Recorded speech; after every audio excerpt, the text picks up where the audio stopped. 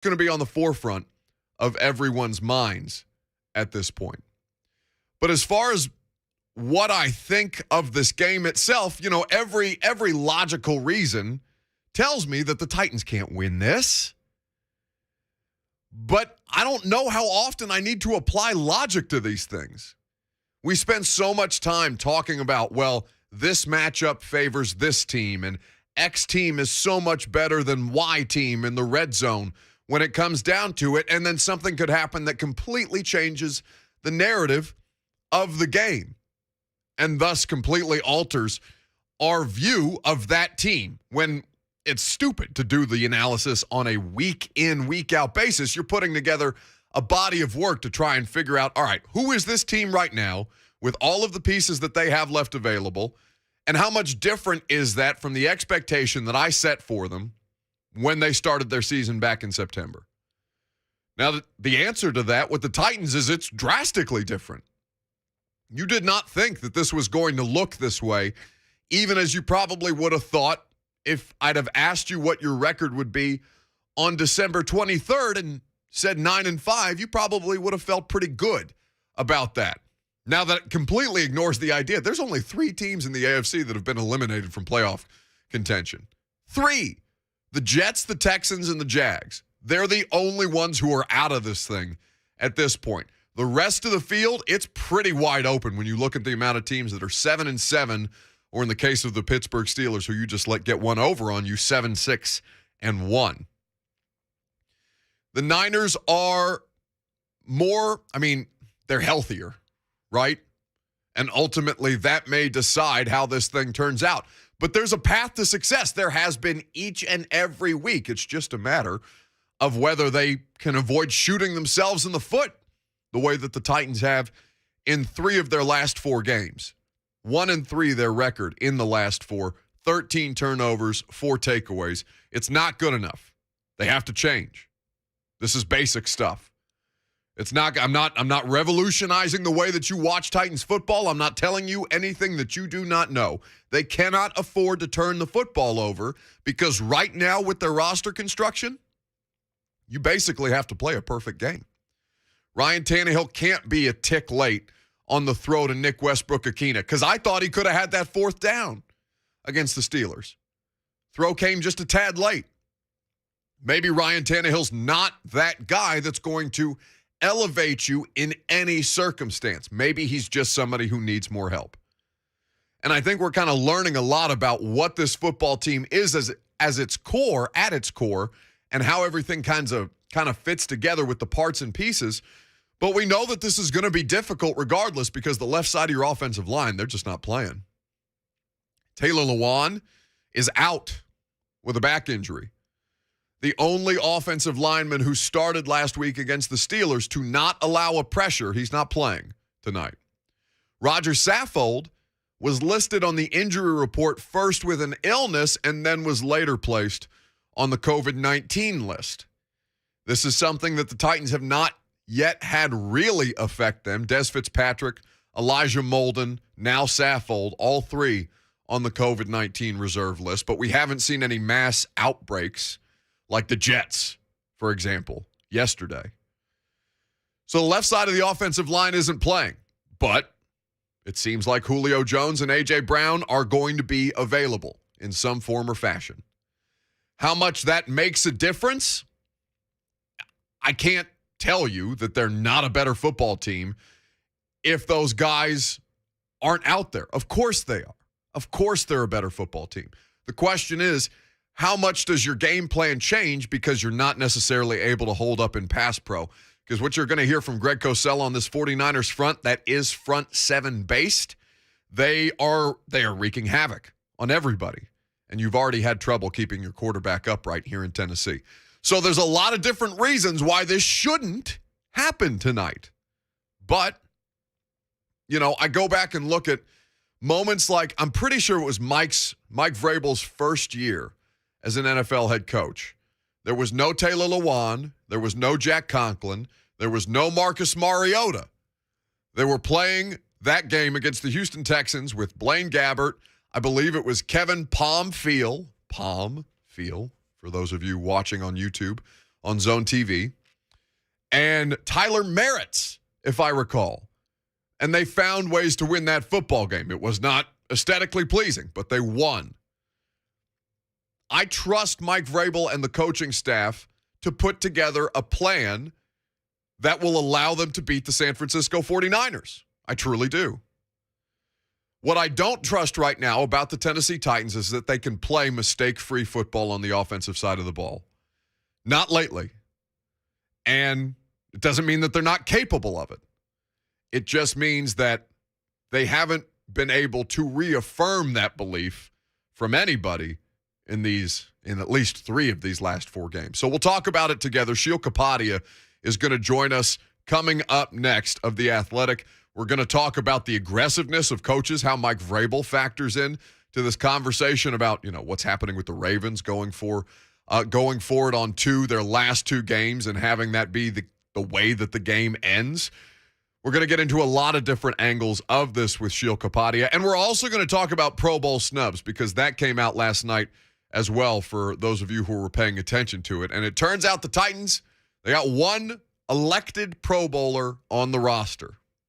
I would tend to disagree.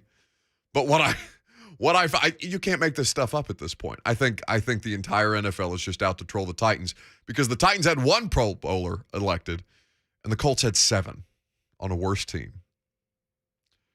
It's just sometimes you just got to sit back and laugh. So we'll talk about this game coming up next. Sheil Kapadia of The Athletic joins us. I'm Buck Reising. It's 104.5 The Zone.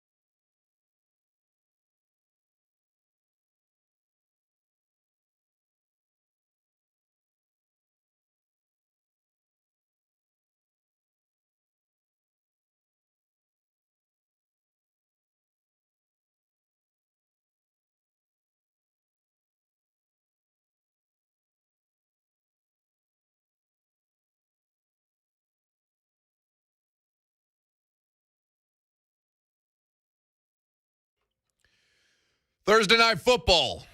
Titans and 49ers getting ready to square off later this evening. We're talking about it all day long. We're happy to have Sheil Kapadia of The Athletic joining us now to do so on 104.5 The Zone. Sheil, what's up, man? Happy holidays. Happy holidays, Buck. How you doing?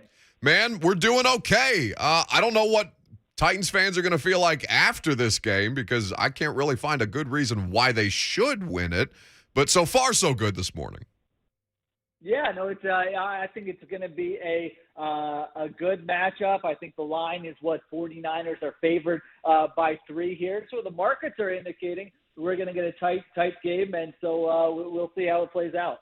Yeah, Titans, you can read Sheil's picks against the spread column that he does. He's got the Titans +3 tonight, hosting the San Francisco 49ers. There's a lot of interesting elements of this game, Sheil, but I want to start with the 49ers because they may be one of my favorite offenses to watch with just how efficient they are, how creative Shanahan has gotten with Deebo Samuel and Brandon Ayuk and George Kittle. It's a really, really good mix, and it's all predicated off their rushing attack. What have you made of the 49ers this year, even though they seem to underachieve to start, now kind of rounding into form?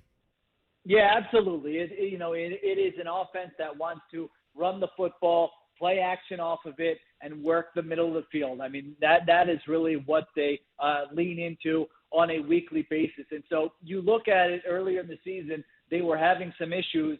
Now they're really getting going. And if you look at it, to me, it's the one-on-one matchups. I mean, George Kittle and Deebo Samuel, these are two of kind of the most physically imposing offensive players in the NFL, where you can have it covered up right, you can have your defender in the exact right place to limit yards after the catch, and you know what? They make a move or they throw a stiff arm or they fight through contact, and all of a sudden what was supposed to be a 6 to 8 yard gain turns into a 20, 30-yard gain. So that's been the difference to me. They just hadn't had everyone healthy. And if you look at it with Jimmy Garoppolo, I don't think Jimmy Garoppolo is anything special as a quarterback. I certainly wouldn't consider him a top 5 or a top 10 quarterback. But the way their offense has operated when he's been healthy, it has been a top 5 offense. And that is not just this year. I mean, that's going back to since they traded for him. So to me, health has been the big factor. Now they've got Garoppolo healthy. They've got Deebo Samuel healthy. They've got George Kittle healthy. Brandon Ayuk is back in the mix.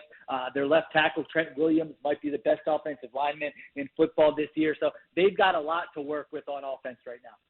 Yeah, there's a lot of respect for Trent Williams across the NFL, but Jeffrey Simmons was certainly talking about him with glowing praise this week at practice. Sheil Kapadia is our guest here on 104.5 The Zone. So, I mean, that's been the thing. The Titans are surviving based on their defense right now because offensively they're struggling. They're bleeding out basically without their skill position players, and now they'll be without Taylor Lewan and Roger Saffold on the left side of their line. But the defense, Sheil, they've given up 43 total rushing yards in the last 2 weeks. Yardage isn't the end-all, be-all, but they seem comfortable being dropped into any position that you place them in, and they've been dropped into a great many positions because of the Titans' turnovers on the offensive side of the ball, and they've held up really, really nicely. I don't want to get into Pro Bowl snubs and things that are kind of surface level, but like Jeffries, is there a better defensive front than Simmons, Autry, Landry, and Bud Dupree when he's out there? No, I mean, I think they're right there, and you're right. They kind of carried the Titans, and that's one of the reasons I picked the Titans +3 tonight, because if you look at a weakness for the 49ers, that right side of their offensive line, or even you could say their interior, is not great. And so this is going to have to be a game where that Titans defensive front really dominates, and they've shown the ability to do that. I mean, Danico Autry has always been kind of a crafty veteran, and he's fit in so well there with that defensive line. We've seen Jeffrey Simmons as a guy who can just dominate, completely take over games. He's the guy the announcers are kind of drooling over in the third quarter, and they're putting together that montage of him, bull rushing the center or the guard. And so I think those guys have really been the key to that defense. You're right. A few weeks ago they got blown out by the Patriots, but other than that, that defense has kept them in a lot of football games. And so I think if they can really win that battle up front, you could force Jimmy Garoppolo into making mistakes, whether it's interceptions, fumbles, taking bad sacks. if you can pressure him. And so I think that to me is probably the biggest key in this game tonight. Strength on strength is how this looks like it's going to go down, and that's how the Titans will have to win this game if they are to have success. Sheil Kapadia of The Athletic is here with us talking Titans and Niners on 104.5 The Zone. So with that being said, the Titans offense, Sheil, I mean, the intermediate passing game is completely absent. They had more deep shots. They didn't complete any of them against the Steelers, but at least there was the threat of Ryan Tannehill throwing it down the field. They seem to suffer the loss of A.J. Brown way more than they have the loss of Derrick Henry. And I've said this a couple times because you can't blaspheme against Derrick Henry in this state without the entirety of the fan base sitting on your neck. But they can't. They're just super constipated as far as the passing game is concerned. I don't know how they fix it, even with A.J. and Julio likely to play tonight if they can't hold up in pass protection.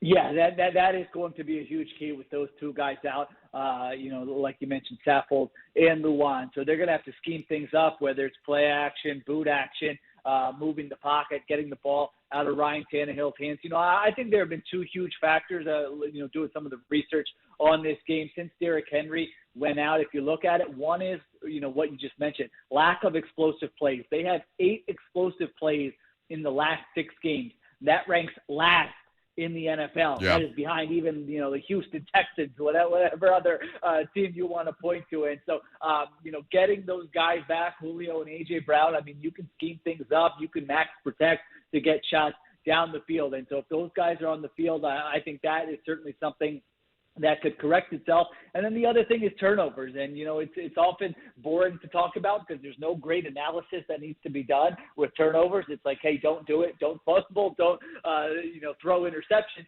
But it is such a key. And their numbers have been nuts. They're turning it over on nearly 20% of their possessions in the last 6 games. Again, that is last in the NFL since Derrick Henry went out. So, on a snap-to-snap basis, they haven't been a disaster. Like you said, they've been able to run the ball a little bit. There have been some instances where you say, hey, they're moving it, they're stringing together drives. But when everything is so hard because you can't produce plays downfield, and then you on top of that, you compound it by turning the football over at that rate, all the offensive numbers are going to look bad. But to me, if you want to spin it around and say glass half full, that's a reason to think, hey, getting those wide receivers healthy and, maybe if Derrick Henry comes back in the playoffs, that there are reasons to be kind of optimistic that maybe this team could get it together and surprise some people. I mean, I wish people would listen to me, that it's just listen to you and me, or Mike Vrabel for that matter, that it's just as simple as turning the ball over. But inevitably, I'm going to have my mentions filled with fired Todd Downing if something goes wrong tonight. Sheil Kapadia is with us here on 104.5 The Zone. Whose offense are you most enjoying watching across the NFL right now, Sheil? Like who at this point is healthy enough to complete and execute football at a high level that you're really enjoying? That's a great question. I'm looking at it right here, looking at the thing. Green Bay, I would say right now they are on fire. Like Aaron Rodgers over the last month of the season has been the best player in the NFL, and they just look completely unstoppable at times. And what's been really impressive is they've had issues with their offensive line. It's not like they've been fully healthy. They've had to play a lot of backups, and it hasn't stopped them. And so that is one offense that is really clicking. They're playing really well. They've got a chance to be the number 1 seed in the NFC, and who knows? I mean, there are so many domino effects to what happens with that team in the postseason, whether they make a run, whether they win the Super Bowl, whether it ends in disappointment, what they do with Aaron Rodgers after the season. But that is one offense that, I think it's really hitting its stride at the right time. The quarterbacking situation this year, it seems so much more trustworthy, I guess is the word that I'd use, in the NFC as opposed to the AFC. This conference on this side of things, it's a total mess. There's only 3 teams that have been eliminated from postseason contention in the entire conference right now, and I feel like I don't overwhelmingly trust one quarterback, even as ridiculous as it is to say that about something like Patrick Mahomes on this side of things. I don't know that I trust one quarterback more than the other. Who has kind of, I guess, who's kind of disappointed relative to expectation in the AFC this year, Sheil? And who do you think? I mean, do you think we're overrating people's performances right now at the quarterback position? What do you kind of make of this conference? Yeah, I'm looking at it in the AFC, and Herbert's probably the kind of guy I trust the most. I mean, if you look at it on a week-to-week basis, now there were a few games in there where their offense got totally outmatched, but I do feel like anytime he's on the field, you have a chance there. You're right. I mean, the MVP candidates coming in, you thought Patrick Mahomes and even like Josh Allen. I mean, that Bills offense has certainly been disappointing. I don't think it's been all Josh Allen. That's not what I'm saying. They've had issues, whether it's schematically. I think there's a bit of a tug of war there between what the head coach wants to do maybe and what the offensive coordinator wants to do. They've had issues in pass protection, but I thought their offense was going to be a lot better this year than it has been. The Cleveland Browns, another team like that, I thought their offense was going to be a lot more efficient. I didn't have huge expectations for Baker Mayfield, but he has not played well, and their offense has not been impressive. And then kind of what you mentioned, I mean, there are teams here like the Colts. They don't want to put the game in Carson Wentz's hands. I mean, we saw that last week. They want to do everything possible to not make him have to do too much. So that's kind of a different approach than some of these other teams. And for the Patriots, I would say that's true to a lesser degree as well. I mean, I think Mac Jones has played well, but just look at how they approach games. I mean, they want to win with defense,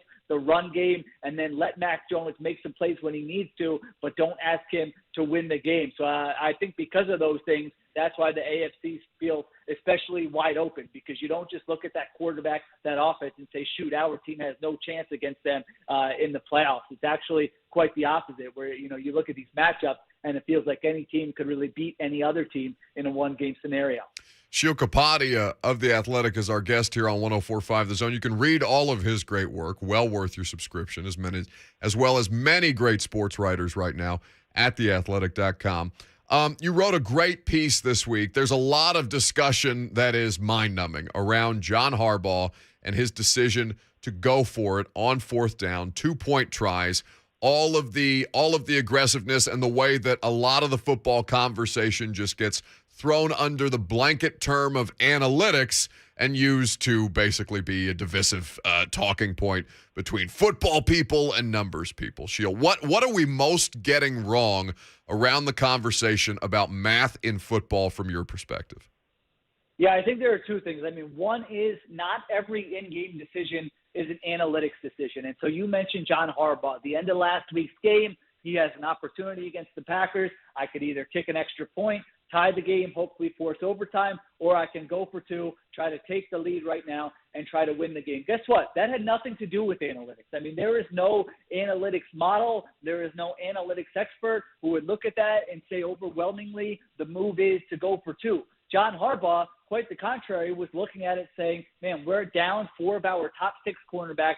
Aaron Rodgers is on the other side. He's been shredding us. If we go to overtime and he gets the ball, we might not even get a chance to get it back. We feel good about our 2-point play. Let's go and try to win the game. It didn't work out, but that was not an analytics decision. That was him looking at the game and making the decision he thought was best for his team. So that's number one. Every time something goes wrong in a game or you question a coach's decision, don't always assume that they're just going by some spreadsheet or some analytics staffer. And then the other thing is we have to judge, the decisions based on the information we have at the time. I mean, the laziest form of analysis, and I'm sure you feel the same way, is that after we see the results, all of a sudden everyone's ripping it, whereas if it was a different outcome, then you would feel differently about it. And so you look at that Brandon Staley last Thursday night's game, Chargers-Chiefs, they go for it 5 times on fourth down. They don't get it 3 times. They lose the game. Everyone's going nuts after the game that analytics cost them. I mean, if you look at the Chargers this season, one reason they've had a solid season, I could point to so many occasions where they've gone for it on fourth down in a key spot. It's helped them, and that's been why they've won the game. You look at Saturday night's Colts-Patriots game. Frank Reich goes for it on fourth down in the fourth quarter. They get it. QB sneak with Carson Wentz. They run 2 more minutes off the clock. They make the Patriots use 2 of their timeouts. Guess what? No one was talking about what a great fourth down decision Frank Reich made after that game. Yep. And how, the analytics really helped them there because it worked out. And so I just feel like we need to be consistent with this stuff. look at the decisions that are made at the time, the information the coaches have at the time. It would be really easy if they knew the results ahead of time, or if you told the coach, hey, you're going to get it, you're not going to get it. Well, guess what? That makes the decision pretty easy, but that's not how it works. That's not how life works. You make a lot of decisions under uncertainty, and that's what these coaches are doing. Hey, have you found that the conversation has gotten any better in the broadcast booths around this kind of stuff, Sheil? Because I mean, far be it from me to criticize play-by-play and color commentators. It's a difficult job. It's tough to do in real time. But do you found that we've gotten any better talking about it on television broadcasts?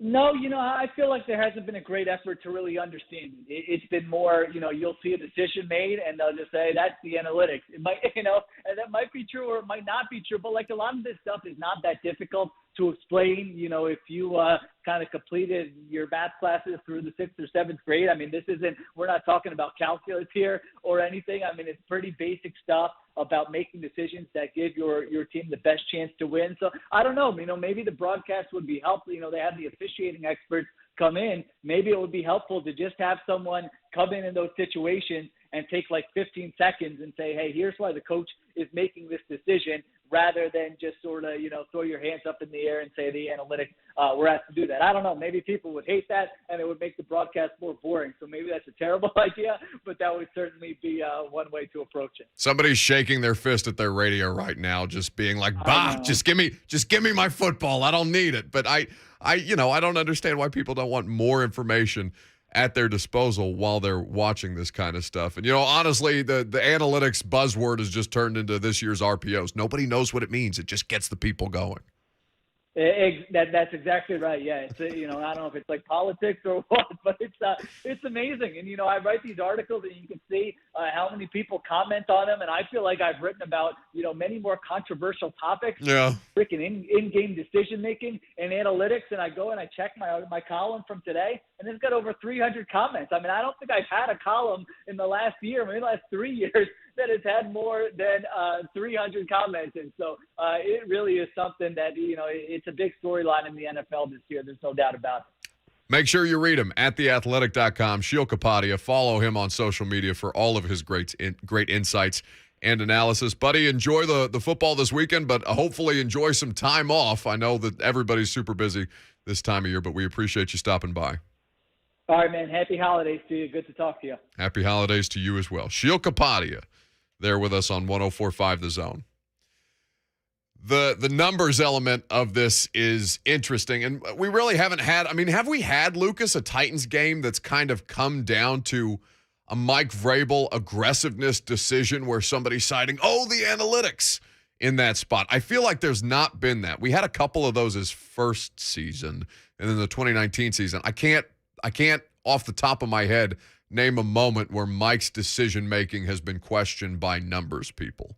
Maybe more so on the defensive side, right? Monday Night Football against Buffalo, electing not to call a timeout, daring them to go score. Right. Well, and that's a different conversation, right? Because we had Charles Davis on who explained that very, very thoroughly in the same way, if you'll recall, the Patriots-Seahawks Super Bowl, where Bill Belichick is not taking a timeout at the end and causing complete chaos on the Seahawks sideline because Pete Carroll's trying to figure out why the hell isn't Bill Belichick taking a timeout. Mike Vrabel did that to Sean McDermott in the Monday Night Football game against Buffalo. That's kind of a different situation, right? That's not necessarily the numbers game. That's just, hey, you want to play chicken? Let's play chicken, Sean. And then my 303-pound defensive tackle is going to bear hug your giant quarterback so that you get no yards, no soup for you. 615-737-1045. What's your confidence level in the Titans being able to beat the San Francisco 49ers? We're going to be talking about this game all day long. Also taking your phone calls. Let's go to, forgive me if I mispronounce this. Is it Habbo in Nashville up next on 104.5 The Zone? I'm sorry if I botched that. Hey, no, you're fine, Buck. How you doing, brother? I'm great, buddy. Hey, man, I'm just calling. I know this is a little bit off topic, but I'm calling from the Kurdish community. Okay. And I just wanted to tell you, us Kurdish community, we love you, man. We always talk about you. You're our favorite person on the radio talking about the Titans and giving us information always. And I just wanted to get your input on how you feel about the documentary about the Kurdish people in Nashville and about the documentary about the Titans and stuff like that. Just wanted to get your input on it. And, of course, we're going to beat the Titans, the 49ers today, man. It's going to be an easy game for us. I feel like Vrabel always rallies the troop when we need him the most. And this is a game where we always win. We win the games that we think that is tough to win, but the games that we like, the easy games, we kind of blow that over. But I feel like Vrabel is going to rally the troops, and it's going to be Titans money line and over. I like that bet too. All right. Habbo, go ahead and give it to him, Lucas. Thanks for the call. Listen, this so what he's talking about is, I believe it was NFL Films did the documentary, and it ran on Fox Sports a couple of times over the weekend on this really, really passionate community of Kurdish Titans fans here in Nashville. And I went back and did a little research on it, and to be honest with you, Habbo, I haven't had the opportunity to watch the documentary just yet. I did, however, read about the reporting done on the Nashville Titans Kurdish community in the New York Times. Now, this was an article that was written in 2019, and it basically sets the scene of the tailgate lots at Nissan Stadium and going to the Kurdish Titans tailgate with the Titans banner flying alongside with the Kurdish flag. Like, there's a lot of different elements of it that make this so cool, and I'm glad that NFL Films spotlighted it the way that it did. I'll be honest with you, I have a ton of time this weekend. My girlfriend's out of town. My family is coming for the game tonight, so we're going to knock out we're not really, because they're going to be at the game and I'm working all day, but that's basically going to be my Christmas, and then I'm spending all weekend not doing anything. And I'm going to catch up on some stuff like that. So I'm looking forward to watching it. And this article in the New York Times, I would recommend if you're a Titans fan and you want to understand more about the different kinds of people who make this fan base so fun. You can read that at the New York Times. When we come back, you want to talk some basketballs? Want to get into that a little bit? Just take a quick breather. Just one quick breather from Titans 49ers talk, and we'll get right back to it because Jim Wyatt is going to join us at 11 o'clock. And you're going to hear from Greg Cosell all throughout the course of the noon hour. But when we come back, Tennessee got a massive win against Arizona in basketball last night. And was it John Fulkerson or John Fullerton, Vols legend, Lucas, No. who made that game what it was? No. Oh, no. Find out next.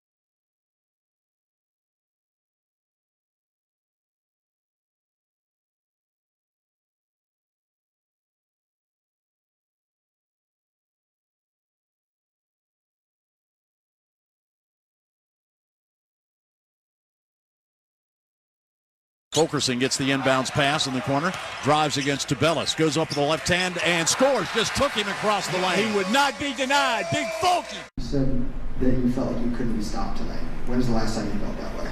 When I played Fortnite last night. Oh, the first voice you hear, Bob Kessling, Vol Network. Tennessee 77, Arizona 73. Vols knocked off the sixth best basketball team in the country at Thompson Bowling Arena last night. John Fulkerson, 24 points, 10 rebounds to lead Big Orange to the win. So we'll get back to Titans and Niners basically the rest of the day, but this basketball game was too much fun for us not to talk about.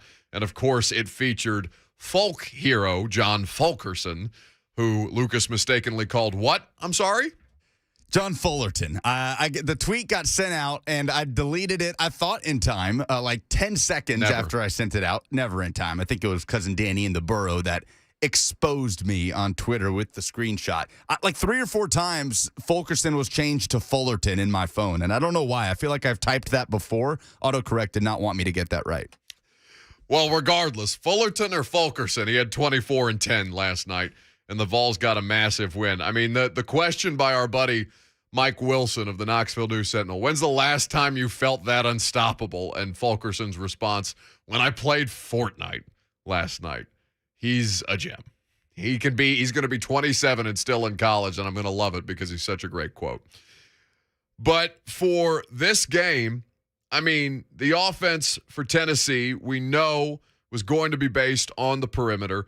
They took advantage of Arizona. They spread out the defense and found Fulkerson inside over and over and over again. It worked swimmingly. Now the Wildcats are 11-1. Tennessee should rank substantially higher after having a quality win under their belt like that. I saw our buddy John Reed in Knoxville put out, I mean, where does this rank among the best games or the best games won at Thompson Bowling Arena? I can't answer that question, Lucas, but I wonder how you felt watching that game last night. It was so much fun. I love when they put together competent, quality college basketball. It doesn't happen very often, but certainly that was the case last night. It's Tennessee's best regular season win since, I would say, beating top-ranked Gonzaga on a neutral site in 2018. That's big. And then as far as Thompson Bowling Arena, you just look at all the wins over Kentucky in the Rick Barnes era and kind of take your pick of whichever one was the best one.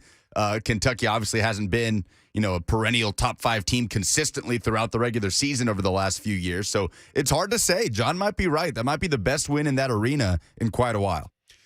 The Gonzaga win was here in Nashville, if memory serves, correct? Do I have that mistake? I don't think so. Wasn't that at Bridgestone? That was like in Arizona or something. I'll look it up, but it was definitely a neutral site. I thought it was here in Nashville. Anyway, huge win regardless. And I think, we don't often talk Vols basketball. We're not going to spend a ton of time on it here because it's game day for the Titans and, of course, football, red meat all the time.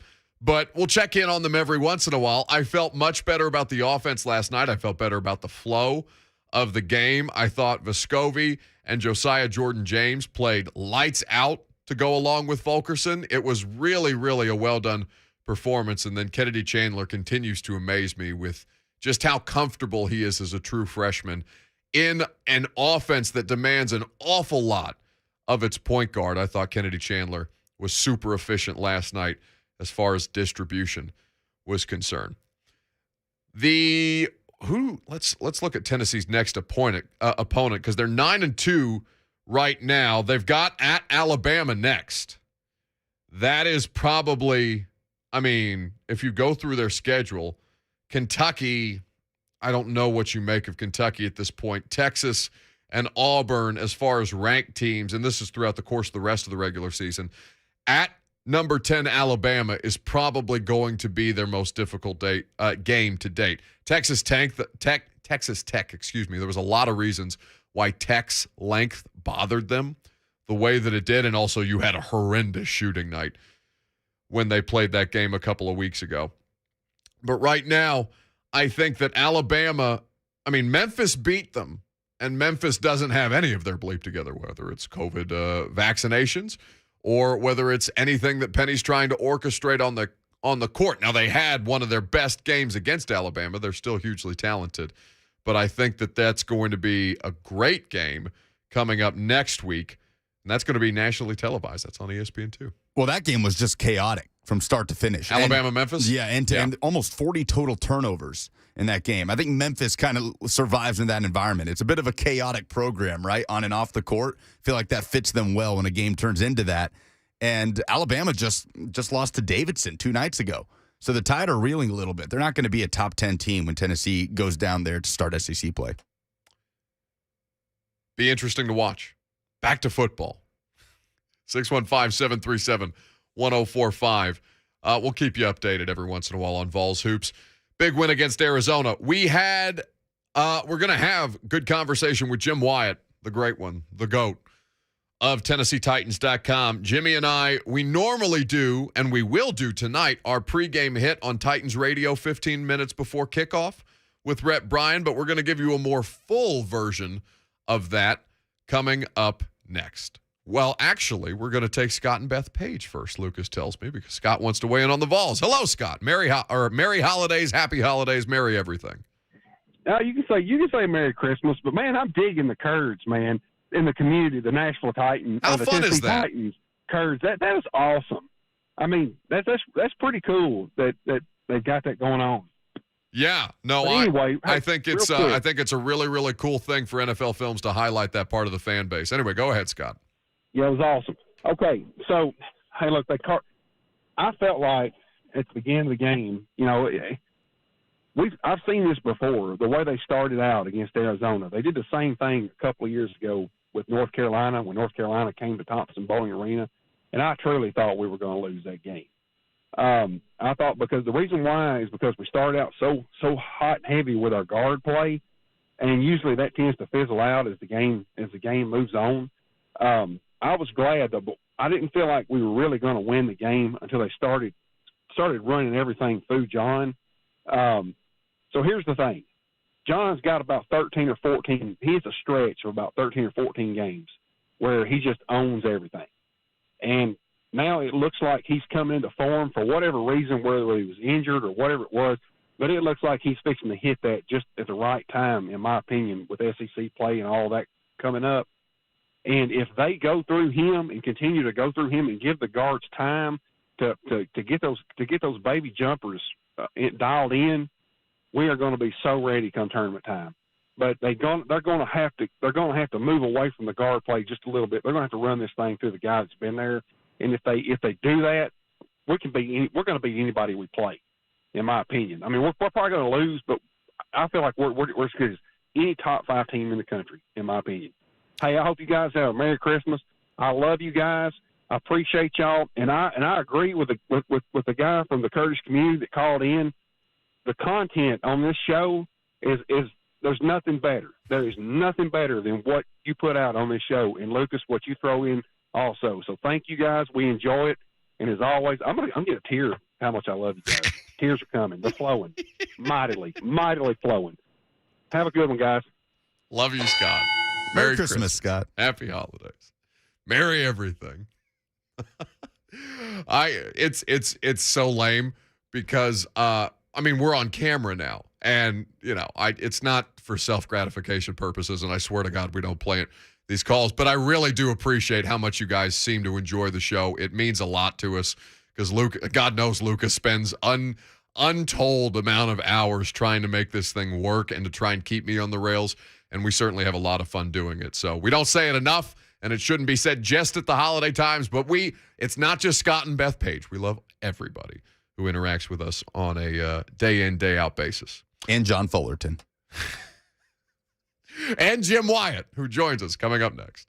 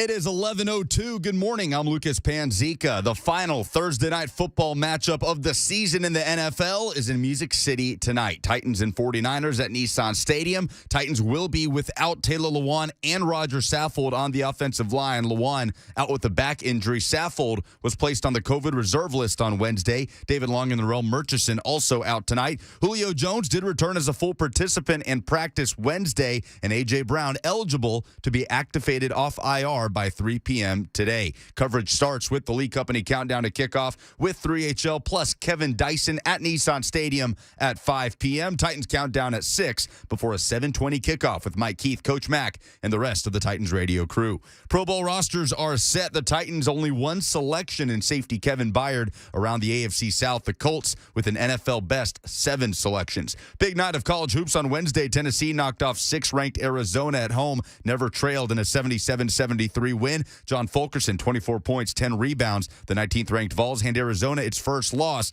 and improved to 9-2 before starting SEC play. Vandy with the win in Paradise, beating Hawaii 68-54 in the Diamond Head Classic. Scottie Pippen Jr. with 24 points. Commodores take on BYU tonight at 9. For all your foundation repair and waterproofing needs, visit USSTN.com. Breaking news at once on your home for the Titans and Vols. This is 104.5 The Zone.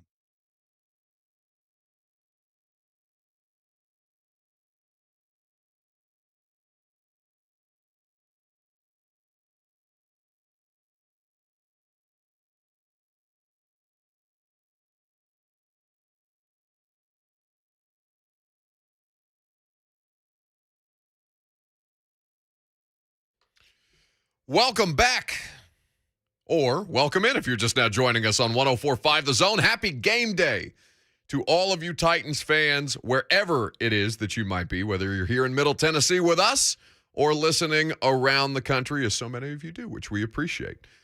Titans, 49ers, square off at 7 p.m., 7:20 Central Time. You can, of course, hear coverage live and local all the way up until kickoff, and then, of course, through the game. And Titans Talk back tonight on your flagship home for Titans football, 104.5 The Zone. We're happy to have you as a part of the show. I'm here with you till 1. Lucas Panzica's making things happen behind the scenes, and the great one, Jim Wyatt, is getting ready to join us via phone just moments from now. But Lucas just informed me as we were starting this segment that Ian Book is going to start for the New Orleans Saints because Trevor Siemian, their third quarterback, has been placed on the COVID-19 list. The Saints are now down to their 4th starting quarterback this season because of COVID-19. So just to keep an eye on things in the NFL. Anyway, let's get some feel good. Jim Wyatt is here. Hello, Jimmy. How you doing, Buck? I'm good, buddy. How many different ways can we ask Mike Vrabel about them not turning the football over, do you think? I think we're about out of it. That's why it's good we got a Thursday night game this week, because that cuts some of those availabilities short. But that's obviously the key to this team being able to stay in games and be able to win them. I mean, because if you're giving the ball away 4 times and the other team's not giving away any, it's hard to win like that. You know, the last 3 losses, 13 turnovers, and you're not getting any takeaways. You can't do that tonight, and you can't do it most Sundays or Thursdays or Mondays or whenever you're playing NFL. It's just not a recipe for winning. And it certainly hasn't been. Dropped 3 of their last 4, the Titans have, and they're going against a pretty fearsome 49ers team tonight. There's a million different reasons why they should lose this game, Jim, but we have seen them overcome greater odds. We have seen Mike Vrabel and their coaching staff put together very, very well-devised game plans to give them success no matter how many different parts and pieces that they're missing. It seems like this thing is going to come down to strength on strength, though, with their rushing attack against the Titans' running defense. Yeah, and I like the Titans' running defense in that scenario. I think, obviously, it's going to take, a great deal, of guys coming together to protect, with the whole left side of your line missing. I do think you're right about the Titan run defense needing to be stout, but there are several other areas on this, when you look at this game that are concerning, and how they make do without Lewan and Saffold, obviously one of them as well It's going to be interesting just to see how, I think you've used the right term, Julio Jones is available tonight, because we don't know exactly what he's going to do. We'll find out here about A.J. Brown here pretty soon. But, the Titans are going to have to play well to win. It is one of those games where I think going in, you look at it, how the Titans will win this game. We've had so many of these over the years where you didn't feel good going in, and somehow the Titans find a way to win. The COVID game against Buffalo a couple of years ago, last year was one of them. A game against Kansas City here, and I think a lot of people expect the Titans to get blown out. They rise up and win. Even this year against the Rams out in L.A., I don't think a lot of people gave the Titans a chance. And these are the kind of games that for one reason or another, Mike Vrabel is able to get his team to play and to play well. Stopping the run is going to be a big key, but Titans are going to need to play well across the board to stay in this one and win it. They just need offense. I mean, they just desperately need offense, and they cannot turn the ball over. And you wrote this up at TennesseeTitans.com, where, of course, you can read all of Jimmy's great work, that they've been averaging 15 points per game in the last 4 games that they've played. I don't know if this offensive line with probably Kendall Lamb and Aaron Brewer holding down the left side, if they can hold up long enough for Tannehill to get the ball out to potentially A.J. Brown and potentially Julio Jones. But they just need something from their playmakers at this point, Jimmy. I don't want it to sound like an indictment of Westbrook-Akina and Reising McMath and Chester Rogers, but I just don't feel like these guys were ever supposed to be in this kind of a spot. Yeah, they weren't. I mean, so that's why you need some other things to happen. That's why you need A.J. Brown back in the lineup. But, you scored 13 in Pittsburgh. You scored 20 against Jacksonville. Before that, it's 13 in New England, 13 against Houston. You're not going to win many games when you're not even scoring 2 touchdowns. So, you need the guys like A.J. and Julio to make plays for you. And this is one of those type games where you could need the defense to make some plays. I mean, if Pittsburgh can turn you over 4 times, if the Texans can turn you over 5 times, this Titans defense is good enough to do those type of things as well. I mean, this is a good 49ers team, but they've, this is not, 85 Bears coming in here with their defense, man, and this is a team that's lost, 6 games themselves. Sure. So they are beatable, but the Titans have got to play well and play like they did during that 6-game winning streak, and need to get some early momentum to get, to kind of get everybody excited. Jimmy, you're a much nicer person than I am. You're much more diplomatic. How have you handled the 87,000 different Golden Tate questions that you've gotten in the last 3 weeks? It has been crazy. Yeah, it's and I get it. I mean, he's a local guy who has had a really good career, and people have been calling for him to be signed by the Titans for a couple of years now. Yeah. And now he's finally on the team, and he's not playing. So, will he play? I'm skeptical about his chances of being activated for tonight. Will he play at some point? I mean, I think it really depends on health and maybe how other guys play. I mean, if you're getting A.J. Brown back and Julio Jones is available, Chester Rogers is obviously ahead of Golden Tate in the pecking order in returning game and playing, receiver. They like Nick Westbrook-Akina right now. So I always looked at Golden Tate when he came in here as insurance for Chester Rogers. If something happened to Chester Rogers, he wasn't able to play, he goes on the COVID list, just something where he's out for a stretch. Golden Tate has now practiced for a couple of weeks. It's not like you're signing him and trying to get him ready to play in 2 or 3 days. Now he's been here. And I think a lot of people have kind of observed it without being able to see practice and think, well, this guy must be out of shape. He must not look good. He must not be able to pick up the offense. I don't think any of those things are true. I think he's doing everything they've asked him to do. He's had a great attitude. I think he's looked good in practices. They just at a point right now where, they've got another guy in front of them. And if something happens to Chester Rogers, I think Golden Tate is activated, and I think he plays, and I think they feel good about him because he's had that work, but that time is not right now. And that concludes your top of the hour Golden Tate update presented by @J Wyatt Sports. We will do it again at 12:12. Set your watches accordingly. Jimmy, the Pro Bowl voting, it is going to cause, conversation anytime it comes out. We understand how these things are decided. 1/3 fan, 1/3 player, 1/3 coaches at this point. And for the Titans to have one Pro Bowler is egregious. For the Colts to have 7 and lead the league feels like a troll. Why? Help me understand, if you can at all, why the hell is Jeffrey Simmons not a Pro Bowler? Yeah, it doesn't make sense. I mean, I will say, you look at the guys who made it ahead of Landry and look at the guys that made it ahead of Simmons, and all those guys are good players. I mean, you can't knock any of them. But when you look at what Jeffrey Simmons has done, I think he's been arguably the most dominant defensive lineman in the AFC. And, I think he was right behind Aaron Donald in the Pro Bowl votes with fans. A lot of these times what happens is a guy has kind of a breakout year, and the next year is the year that he makes the Pro Bowl. And maybe that's what's going to happen here. I still think there's a real good chance he makes it, because if somebody that was ahead of him either gets hurt or decides not to play, or his team's going to the Super Bowl, I think Jeffrey Simmons is in a position where he could be there.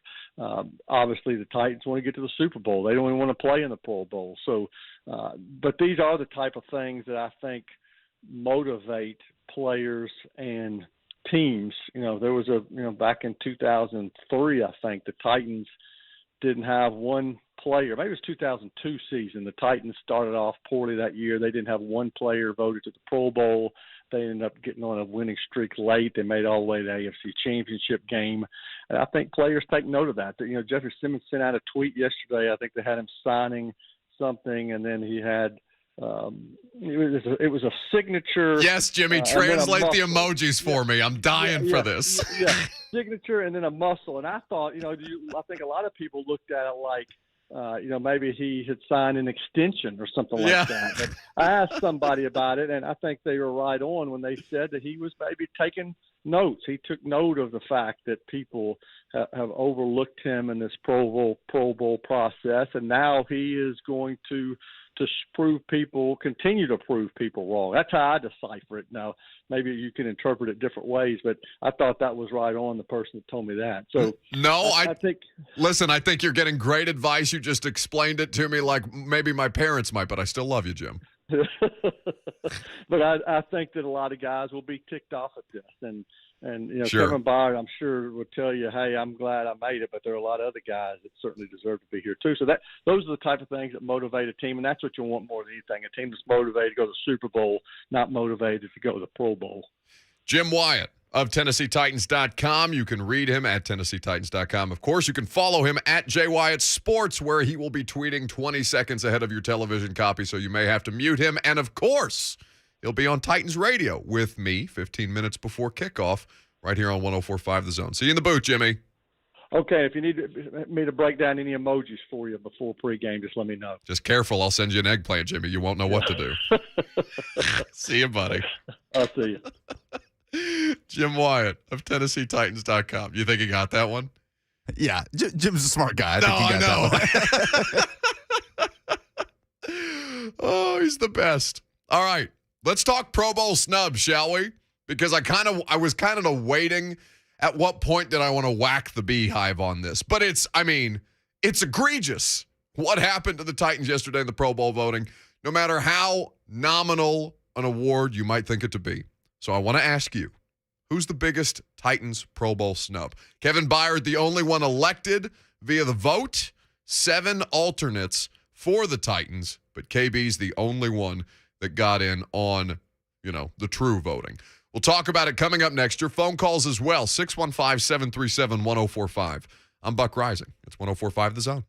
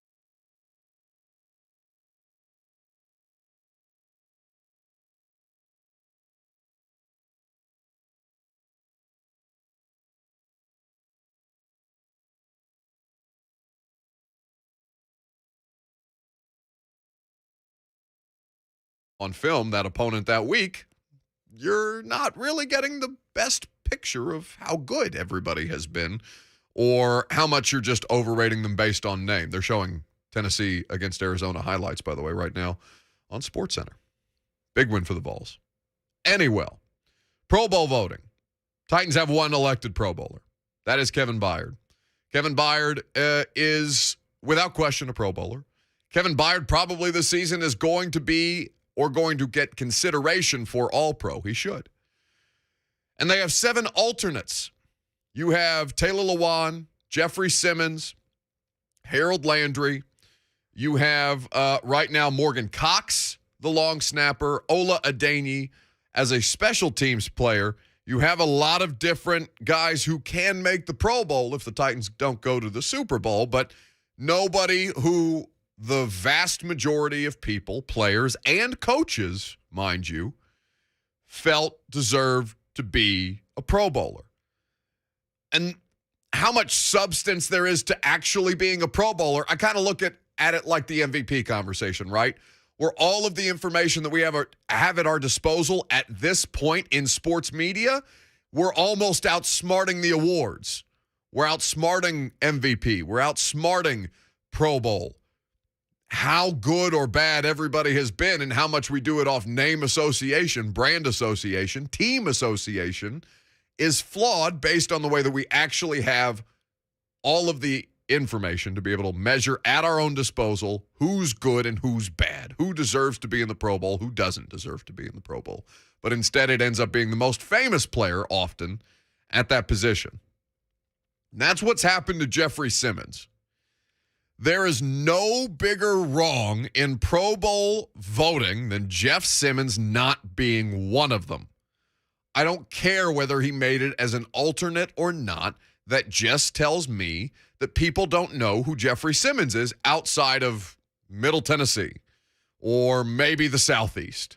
Or maybe you knew about him in college and all the stuff in his background, or maybe you know the thing most about him is that video that Trey Wingo and the draft coverage ran over and over and over again when he ended up falling to the Titans at 19. Maybe you haven't been paying attention to Titans football. That's fine. I don't blame you. But you shouldn't get to vote in the Pro Bowl if you haven't watched these guys. Jeffrey Simmons has the second most interior defensive line pressures of any player at his position. He is behind only Aaron Donald. And if there was a stat that measured how often a defensive lineman drew a holding call against him because the offensive lineman didn't have any choice but to hold to stop that player from ravaging his quarterback, then Jeffrey Simmons would probably be second in the league in that too, behind Aaron Donald, because that guy's a freak. It is so egregious that Jeffrey Simmons was not voted by his peers, by his coaching peers, and by fans as a Pro Bowler. And I don't care about this for just the award or the nomination in and of itself. No, this affects these guys in financial ways. Now, maybe you're somebody who says, the professional athletes make enough money. What do they need more money for? Would you handle that well if I told you that in your place of employment? Of course not. If you were denied something because of a popularity contest that financially stood to benefit you, of course you would be pissed about that. That is the only reason, among the fact that he's really damn good. And I honestly don't think people knew who Jeff Simmons and Danico Autry were until the Rams game. I feel that way. Outside of people who we know watch tape day in, day out. Outside of people like Greg Cosell or Coach Dave McGinnis or Mina Kimes, who watches this stuff for the NFL Live show. Like, outside of people who grind tape, I feel like the larger football viewing public didn't know who Jeff Simmons and Danico Autry were, or that Harold Landry at the time was second in the league at sacks, until they messed Matt Stafford up for 4 quarters. I don't know that people know that those two combined, Autry and Simmons, have the most interior defensive line pressures of any pairing in football right now. I would imagine most people don't know that. Hell, there's probably Titans fans that don't even know that. But they have been otherworldly together. Jeff is the more famous one, Autry, honestly, is probably the most. Autry ought to be a Pro Bowler. Danico Autry deserves to be a Pro Bowler. If we're just going off of what it is that he does, snap in and snap out to provide his defense success. Danico Autry and Jeff Simmons both deserve that classification, as does Harold Landry. Now, if you look at the people who were voted in over Harold Landry, you understand that the case is probably better for Joey Bosa and for TJ Watt than it is for Harold Landry. I get that. But with Cam Hayward and Chris Jones and guys who got voted in over Jeff Simmons, I think that the argument is much weaker at this point. All I'm saying is Jeff should be in, and I'm mad about it for him. Maybe like Jim Wyatt told us earlier, maybe this serves as some kind of additional motivation. Maybe that's all just talk. I have no idea what the quantifiable effect of that is. All I know that if Jeff is pissed about something, it's probably going to work to your advantage because you play a football game tonight, so it's good that wound is fresh. We also can't spend weeks admonishing the Pro Bowl for basically being a Twitter contest and then being upset when deserving guys don't get picked for the Pro Bowl. Well, we can. Otherwise, I wouldn't have anything to talk about on the radio today. What do you mean? I'm just saying. Like we talk about how dumb and pointless the Pro Bowl is. It's a hashtag contest. And now suddenly it's literally a hashtag contest. And now suddenly we're upset because one deserving guy for the Titans didn't get in. And how could he not have gotten in? Well, no, you're not upset because one deserving guy got in. You're upset because one deserving guy got in for the Titans and 7 got in for Indianapolis. It's a lot. What? It's a lot. How? Make that make sense to me. Other than the fact that the Colts are on in-season Hard Knocks, so the larger football viewing public can probably name more Colts than they can Titans right now. But, like, how many Titans fans that are livid about this didn't, put out a hashtag or retweet or help with the sure. That's what I'm saying. If you're pissed, listen. If you care about it that much, then make a push for it yourself on social media. If you don't care, you don't care. Now, here's what I'll say. I don't outright vote in the fan Pro Bowl vote, okay? But anytime I see the players tweeted out in support of guys that deserve it, I think that it's, if I'm going to share quotes for them, if I'm going to cover them, if I'm going to rip them for something that they did wrong, I think it is also important that I share what they're trying to do on social media, whether it's for charitable causes or in this case, for financial gain and glory as far as being a Pro Bowler is concerned. Like when Taylor Lewan's resume is done in his NFL career, what's going to be the first thing that comes up as a part of his resume? What's going to be before his name even? 3-time Pro Bowl left tackle Taylor Lewan. It's coming before his name. How many Pro Bowls he went to, what team he played for, then the person. Think about that. So while it has become frivolous, and while there is a degree of, hashtag Pro Bowl vote, that's how you get in, not based off your play, not based off how disruptive you were against a quarterback or how well you held up on the blind side, but a hashtag. Think about the fact that it comes before their name every time. It's a pretty flawed system. That's what I'm saying. Like, we're smarter than the awards are now. We had Sheil Kapadia on earlier. You think that guy's going to look at the MVP voting and be like, well, Jonathan Taylor is a super special running back. But he plays running back. Kick rocks. Yeah, something that has that much of an impact on a player's legacy, because you're right, it does have an impact on their legacy in the league and on, their financial status with bonuses. That should not be determined by hashtags. So, this is like the Fix Baseball show, right? I feel like that. And Fix the Pro Bowl. At the height of like Mike and Mike, when that was the biggest radio show in America, I don't even know if such things exist anymore. But at the height of Mike and Mike, that there would always be a summer topic. Like when I was at home at my grandparents' house and just happened to flip on like midday ESPN2 of them fixing baseball. Like I feel like that's the Pro Bowl conversation for us. Just shaking a fist at the Pro Bowl voting. Hashtag Pro Bowl vote. Send it into the sun. Because the good football players this season, not the famous football players, but the good football players this season, they're getting left out of something that impacts their legacy and impacts their bank account. And it's a terrible way to do that. 615-737-1045 is how you jump in on the conversation. Let's get back to the conversation around this football game. But because Pro Bowlers or not, this game, as we've talked about from several different angles, this has more impact than just tonight, win or loss.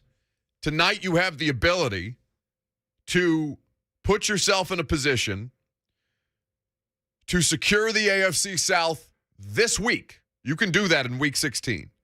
Now, what you need is a win tonight against the 49ers, and you need the Colts to lose. Not just would the Colts continue to be behind you in terms of games back in the division, but at that point you would also own the tiebreaker because, of course, Indianapolis beat San Francisco on the road earlier this season. In fact, that was the win that kind of helped get their season right, if memory serves. They were spiraling at that point. We had a lot more questions about the Colts that now have an NFL league-leading 7 Pro Bowlers. Trash. I think that there's a lot of different ways that you look at this and say, okay, they had the opportunity to get back in the 1 seed, beating Pittsburgh, and they blew it. There were reasons that they blew it. Pittsburgh's defense played a good game. Titans' offense turned the ball over. All in all, you blew that one. So the revisionist history of people shaking a finger at those of us who advocated, myself included, hey, go win the game, worry about the top spot in the AFC. You can worry about the division second. There's plenty of people who, I'm frankly cowards at that point, who are saying that you could settle for the division win and that they want the Patriots to lose and you can worry about the AFC 1 seed later. Now none of that matters because, of course, they're further away from that objective, and Kansas City looks like it's going to be tough to knock out of that spot. But as far as the playoff implications this week for Tennessee are concerned, as I mentioned earlier in the show, there's only 3 teams in the AFC that have been eliminated from the postseason. So control what you can control, to be super cliche. Win your game tonight. Pray to God that Indianapolis loses to Arizona over the weekend. I believe that's the Christmas Day primetime game. Spicy. Colts Cards? I don't know what that looks like after Detroit just smacked Arizona around. I honestly have no idea. But you do have your playoff destiny in your hands the rest of the way. Because, remember, your final 2 games remaining after tonight are hosting Miami and then on the road to finish your season against the Houston Texans divisional game. Miami has won 7 straight games. I'm pretty sure they started their season 1-6, if I recall. I'm pretty sure they lost in London to Urban Meyer's Jacksonville Jags for the first Jags win of the season. I think that was their last loss. The last loss was in London? The Urban Meyer game. The rallying cry. We cannot lose to creepy Uncle Herb. No, it was not. They lost to the Bills on Halloween. That was their last loss. Bills blew them out, right? 26-11. Okay. So the Dolphins, not a pushover. Texans, you've already lost to. Tonight is as impactful a game as any that remain on your schedule, even if it is against an NFC opponent. By the way, an NFC opponent that Mike Vrabel has never coached against before. This will be the first time. Titans haven't played the Niners since 2017. Dolphins can make it 8 straight, by the way, against an Ian Book-led New Orleans Saints. Oh, God. That's who they got on Monday Night Football. As if the ravages of the NFL season are bad enough, we got COVID impacting the results at this point. We had such a great call yesterday about, my price point isn't changing for what I'm paying to go to these games, and yet I'm out there watching Ian Book on Sundays. Woo. My God, is this a mess. Now, there has been some breaking news, speaking of COVID. There has been some breaking news as far as roster implications in COVID-19 are concerned. Running back Dalvin Cook, the latest star player to be placed on the COVID-19 list, along with former Titans cornerback Ty Smith. He's apparently on the Minnesota practice squad. He has been placed on the reserve practice squad COVID-19 list. So, star players around the league, teams in playoff chases getting their results impacted by not just health. Well, it is ultimately just health between COVID and the injury sustained in the games themselves. I don't know what the end of the season is going to look like, but the NFL is going to finish this thing. The NFL is going to plow through. I saw the NBA is going to plow through, like they're going to play these I mean, the Christmas Day slate for the NBA sucks now when you look at the guys who are actually playing, and that's the marquee event. You got Rutgers playing in the Gator Bowl now because of Texas A&M inability to go out. Is this the Greg Schiano revenge game against John Curry? I don't know. More of a reunion. Game. Well, yeah, because Curry's looking around like, don't blame me. I tried to hire you. I was the only one trying to hire you. I was the only one trying to hire you, bud. The Schiano Bowl. Schiano Sunday to the Schiano Bowl. It all comes full circle. All right. When we come back, we'll take your phone calls. What is your confidence level in the Titans' ability to beat the San Francisco 49ers? 615-737-1045. We want to hear from you on this Titans game day. 49ers, Tennessee, square off at Nissan Stadium tonight at 7:20. We'll have live and local coverage, of course, all day long. You're going to hear from Greg Cosell in the final hour. That's coming up. Well, not next. I'm Buck Reising. It's 104.5 The Zone. I got confused, Lucas.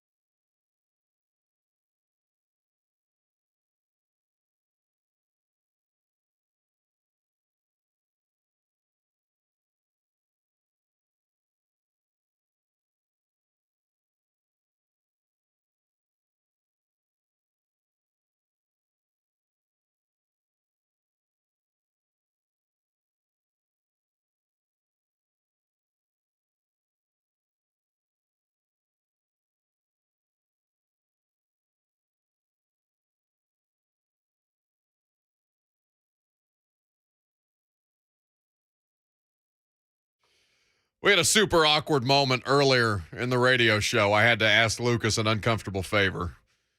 I'm so sore today. I had to have him stretch me out during the commercial break. I may have to come in. We may have to do this on camera. I physically can't move my arms. Like, I don't know if anybody's ever done those landmine barbell things before, but I feel like my shoulders are going to fall off. It's a good thing I don't need them because I'm just going to be sitting in a press box tonight watching Titans 49ers. And I want to know how everybody's feeling about this because my gut feeling, I don't like game picks, but my gut feeling tells me, and by watching these two teams, that there's a lot of reasons why the 49ers, and rightfully so, Vegas feels this way as well, why the 49ers might be the better football team. Or at this point in the season, are the better football team. But I have stopped assuming anything. I have stopped trying to basically translate what I see on film and make it make logical sense when everything goes haywire and then somehow the Jags end up beating the Bills 9-6 in a football game. Like, I try to suspend belief, even though we spend all week studying this kind of stuff, or at least we do because it's our job to. And then the inexplicable happens. So maybe something inexplicable happens tonight, and maybe that inexplicable thing favors the Titans. Who's to say? 615-737-1045. How confident are you in the Titans' ability to beat the 49ers on Thursday Night Football? Let's go to Raymond in Mount Juliet, who starts us off. Good morning, Raymond. Hey, how are you doing? I'm great, buddy. Yeah, man, Buck, I enjoy the show, man. Y'all do a great job. And I'm from over here in the thriving metropolis of Mount Juliet this morning. But, hey, listen, what I was thinking of, and I think the Titans will take tonight, and here's why. You know, a couple of weeks ago, I couldn't find anyone in the media, anyone on the radio, television, online, that thought Alabama would take Georgia. Now, there may have been some, but I really didn't find any, couldn't hear of any, and yet Alabama took them. And so, the fact that everybody's favoring 49ers tonight doesn't bother me that much. You know, I think that the guys will step up and pull it off, and this is what we'll be talking about tomorrow. I appreciate the call, Raymond. 615 calling us from scenic Mount Juliet, Tennessee. Love Mount Juliet. Two Rivers Ford is out there, our friends. 615-737-1045. Yeah, I mean, I was out of the country, Raymond. Otherwise, I would have been screaming at Lucas and whoever was guest hosting for me that week while I was out on the Titans bye. Don't bet against Nick Saban. Are you insane? You're giving Nick Saban 6 points in an SEC championship game against Kirby? Why? And then all he does is expose them. Now, I don't know that Mike Vrabel is the Nick Saban of the NFL. I think that title still belongs to Bill Belichick if we're doing those kind of comparisons. But if you are talking about confidence, I mean, Kyle Shanahan has coached in a Super Bowl. He's coached in several Super Bowls, as a matter of fact, whether it be as a coordinator or a head coach.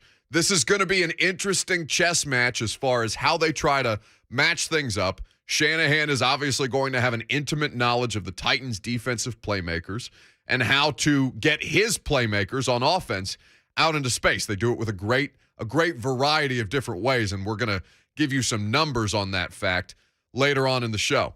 I think that there is the strength-on-strength conversation is interesting, right? The strength-on-strength conversation is a Titans run defense that has just suffocated people in the last 2 weeks. They have been exceptional, and Titans PR was kind enough to send us out some statistics on when they do every week with the supplemental notes that they put together, and we're grateful for that. But on the running defense, just how good the Titans have been. This is from those supplemental notes. Titans have allowed 43 total rushing yards in the past 2 games until they held Pittsburgh to 35 rushing yards on 17 attempts, 2.1 average, after playing the Jags and holding the Jags to 8 rushing yards on 8 carries. If you're doing the math, that's 1 yard per attempt. 43 total rushing yards allowed in 2 games is the best in franchise history.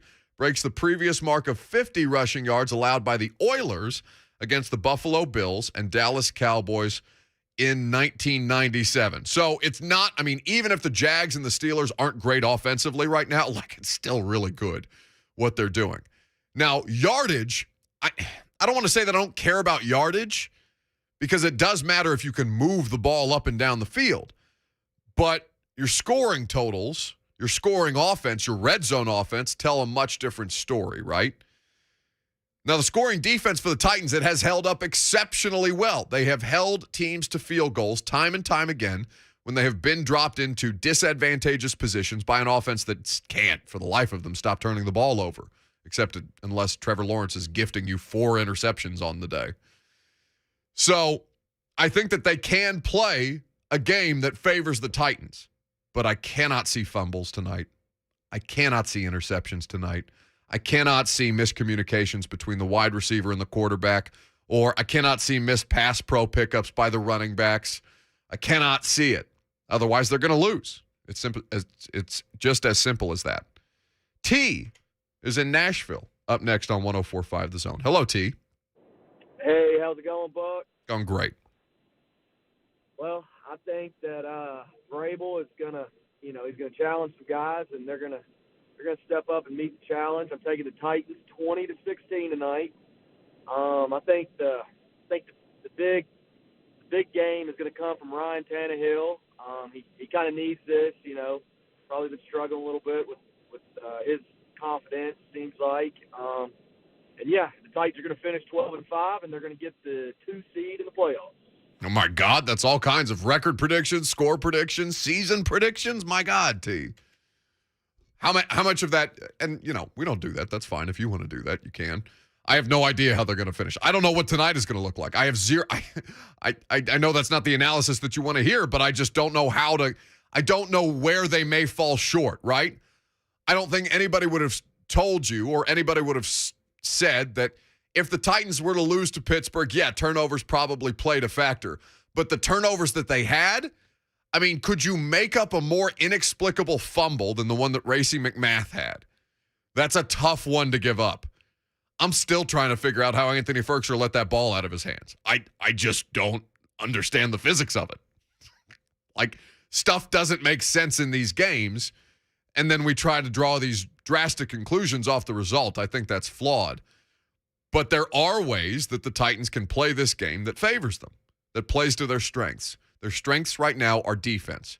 How much AJ and however much Julio plays today, how much they are able to impact the game or create for others, not necessarily themselves statistically, that would be nice, but what they allow for others to be able to do in the passing game just by their mere presence, we'll see what effect that has.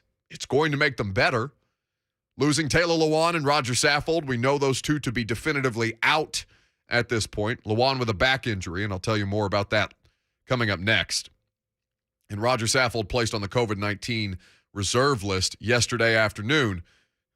They got to get the ball out because the pass pro, I don't know that it's going to be there.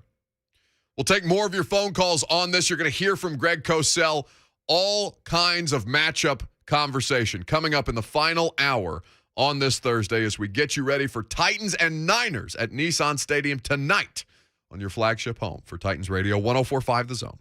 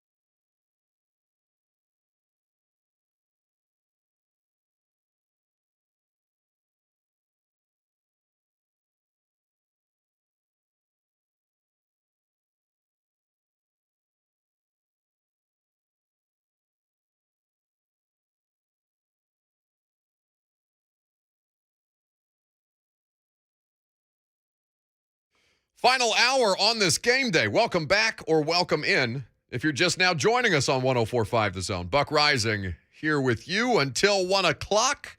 Titans, Niners, Nissan Stadium. That's the place. The time, 7:20 p.m. Central Time, and it's going to be a fun one. This is the last Thursday night football game of the season. And they're running updates right now on Derrick Henry on SportsCenter.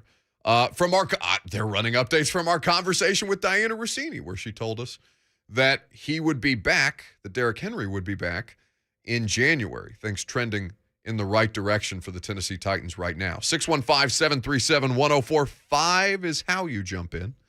If you want to do so, 615-737-1045. That's the number. So, before we go back to the phones, there's a lot of different places where you got to look at this thing. And how basically the 49ers are going to attack you tonight. Now, Greg Cosell and I, we spent a ton of time on this yesterday on the episode of The Install. It's the film podcast that Greg and I do on the 104.5 The Zone podcast network every Wednesday in your feed. Follow, rate, review. That'd be great. But what Greg and I started with was the 49ers rushing attack and how they are going to come after the Titans defense, because in this particular moment, it's strength on strength, and the 49ers, they've got some creativity behind that rushing attack. Big man and a powerful runner. Yeah. I don't know what Elijah Mitchell's status will be for this week, but out. Jeff Wilson, he's out for sure? He's out, yeah. Okay. Jeff Wilson, I believe it, you would believe this, and maybe the people listening would, but I watched Jeff Wilson in college, okay? I believe he went to North Texas, and I watched his tape coming out. Yeah. And I actually thought he was a really intriguing player, some ways like Elijah Mitchell, who came from a smaller school as well. And Wilson, when he got an opportunity a year ago before he got hurt, he played against New England, and he had, I think, 22 carries for 121 yards and actually got a high ankle sprain late in that game. But every time he's been given an opportunity to have meaningful carries, he has produced.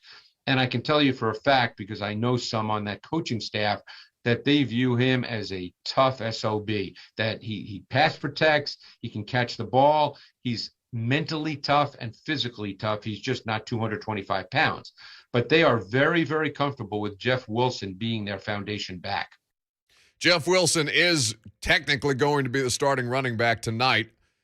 Elijah Mitchell was ruled out yesterday, I do believe, and we'll run you down again on who the Titans are going to be missing for this game. Not just Taylor Lewan and Roger Saffold, a couple of different absences for the Titans tonight.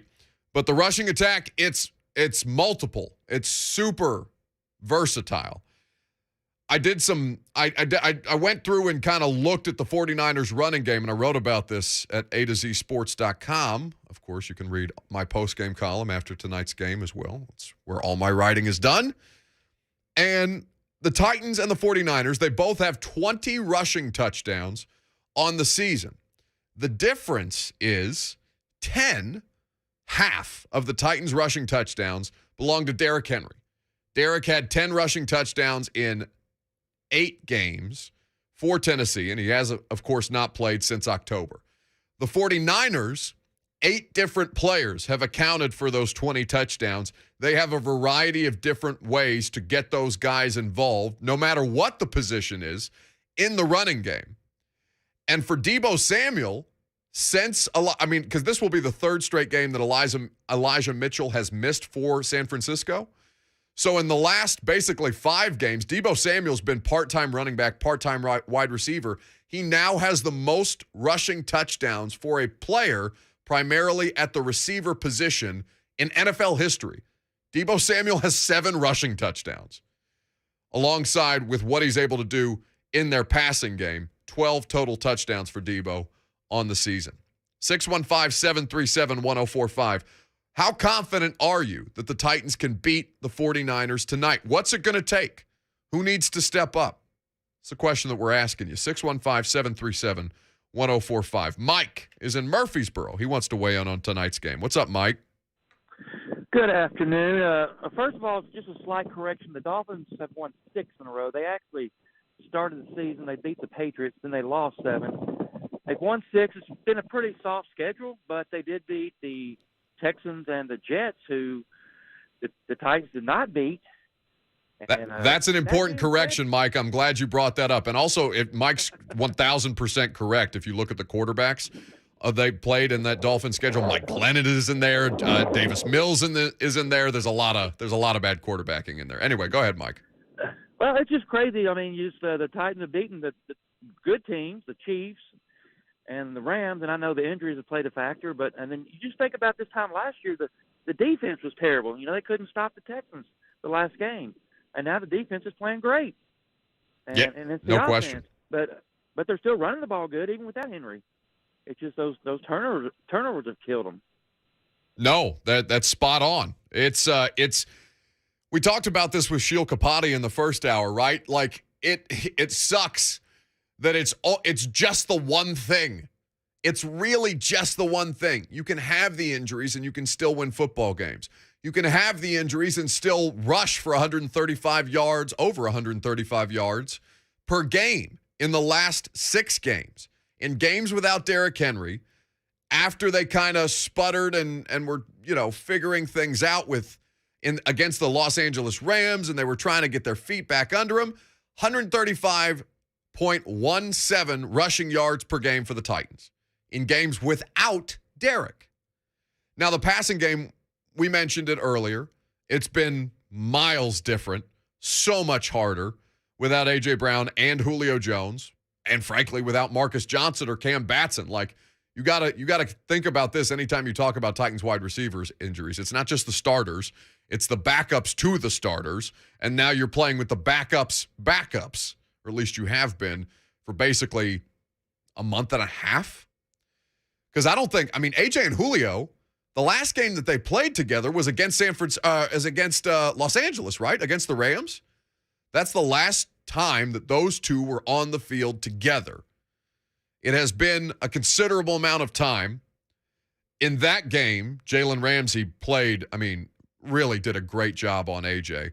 And there were some drops in there for AJ too that were self-inflicted, but I think that we haven't seen AJ look like we're used to seeing since at Indianapolis on Halloween, when he had to carry a lot of the offensive workload because Derek was struggling at that time, playing 3.5 quarters with a broken bone in his foot. 615-737-1045. What gives the Titans the best advantage to beat San Francisco tonight? The more that I look at it, the more that I say it is going to come down to in what limited passing attempts that they have, 49ers that is, because they don't throw the ball a ton. When they're most successful, kind of like Tannehill last season, when they're most successful and when Jimmy G is playing the best version of football that he is, he's not really throwing more than 25 passing attempts. You can kind of go through the game logs on this for Jimmy G, and 8 touchdowns, 8 interceptions. He's had a quarterback rating of 54.3. That's good for 10th in the NFL so far this season. Game logs wise, you look at his passing attempts, and they don't ask him to do a ton. 23 attempts last week against the Falcons. The overtime game that they played against Cincinnati, that was 41, but of course, additional snaps taken there. 26 attempts in a win against Minnesota, 22 attempts in a win against Jacksonville. He was 15 of 19 against the LA Rams. He threw 182 passing yards, 2 touchdowns, 9.6 yards per attempt in that game, and they beat the Rams 31-10. So they can bury you and not have their quarterback do a whole hell of a lot. Now, when you look at Jimmy G, you can kind of assess him on the same kind of playing field that you would, I think, a Kirk Cousins probably falls into this category. It doesn't happen to be coincidence that both Kirk Cousins and Jimmy Garoppolo have done their best work under Kyle Shanahan. Matt Ryan's a little different. I think Matt Ryan is a more overall talented quarterback, a better player at the position than Cousins or Garoppolo is. But this was Greg Cosell's analysis of Jimmy G right now and how much he's doing or how little he's being asked to do to make sure that they can effectively score points when they get in the red zone. Every quarterback is a schemed quarterback because that's how it's taught. Right. But Jimmy G is classic in the sense that he's incredibly rhythmic and timing based. The longer he's in the pocket, the less efficient he is. So with him, they need the scheme, that is, the route concepts, the route combinations, needs to present a defined read and throw to him within the timing of his drop, whether it's 3-step, 5-step, 7-step, because he can't sit there. He's not that guy. And while he's not immobile, he's really a pure pocket quarterback. He's not going to make many plays outside of structure, either running or moving to his right or left and throwing. He's a pure timing and rhythm thrower. And when their offense is clicking, he gets the ball out and it looks really good. Everything looks like it has a purpose. Yeah, and they've won their last 2 games largely as a result of that, and they're 8-6 on the season, and really averaging about 29 points per game in the last couple. Keep one thing in mind. In those, a number of those wins, not in all of them, but in a number of them, Jimmy Garoppolo's thrown less than 30 balls. Right. I mean, he's thrown 25, 22, 19, 26. This is not a team that just drops back and tosses it around. You know, if a game dictates they need to do that, Kyle Shanahan will certainly call that, but that is not their MO. In an ideal world, Jimmy Garoppolo, he will drop back probably 25 to 28 times in a game there, and that's the way they want to play. So that's the thing you have to remember tonight. Garoppolo is not going to give you a lot of opportunities to disrupt him. Kyle Shanahan is not going to give you a lot of opportunities to disrupt Jimmy Garoppolo because they're not a pure drop-back passing game. But because he is limited from a mobility standpoint, limited on a scale of professional quarterbacks right now where you have guys all over the field, even Ryan Tannehill is more than capable of making plays with his legs in a way that Garoppolo is not. He's not going to give you a lot of opportunities to get after him. So in this game, you have to earn the right to rush the passer. What I mean by that is you have to earn the right to get after Garoppolo because you have successfully neutralized or done as best as humanly possible to stop their run game. You may not outright stop it, but you can cause it to be ineffective enough to where Garoppolo has to get involved. And once you put the game in that perspective, once you've earned the right to rush the passer, then your guys are going to be able to tee off on Jimmy G the way that they did on Matt Stafford, the way that they have done on quarterbacks across the league, en route to winning 6 straight games earlier in the season. We're going to continue this conversation. Coming up next, you're going to hear about how the game plan will go against George Kittle and about this 49ers defense and the amount of motion that they like to run on offense that Kevin Byard, Jeff Simmons, and Mike Vrabel, Shane Bowen, Jim Schwartz, everybody's got to be ready. We'll do that as well as your phone calls. Coming up next, 615-737-1045 is how you jump in. I'm Buck Reising. It's 1045 The Zone.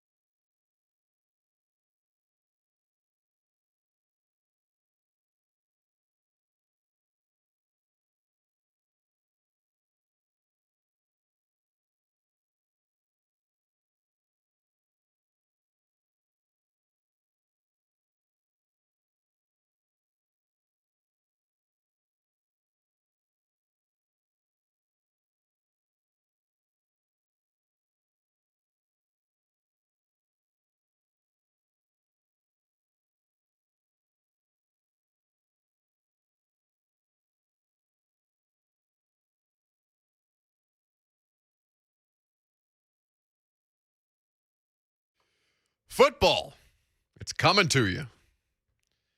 Thursday night, last primetime game of the year. It's going to be spicy. I can feel it in my bones. Maybe that's just the physical pain in my shoulders right now.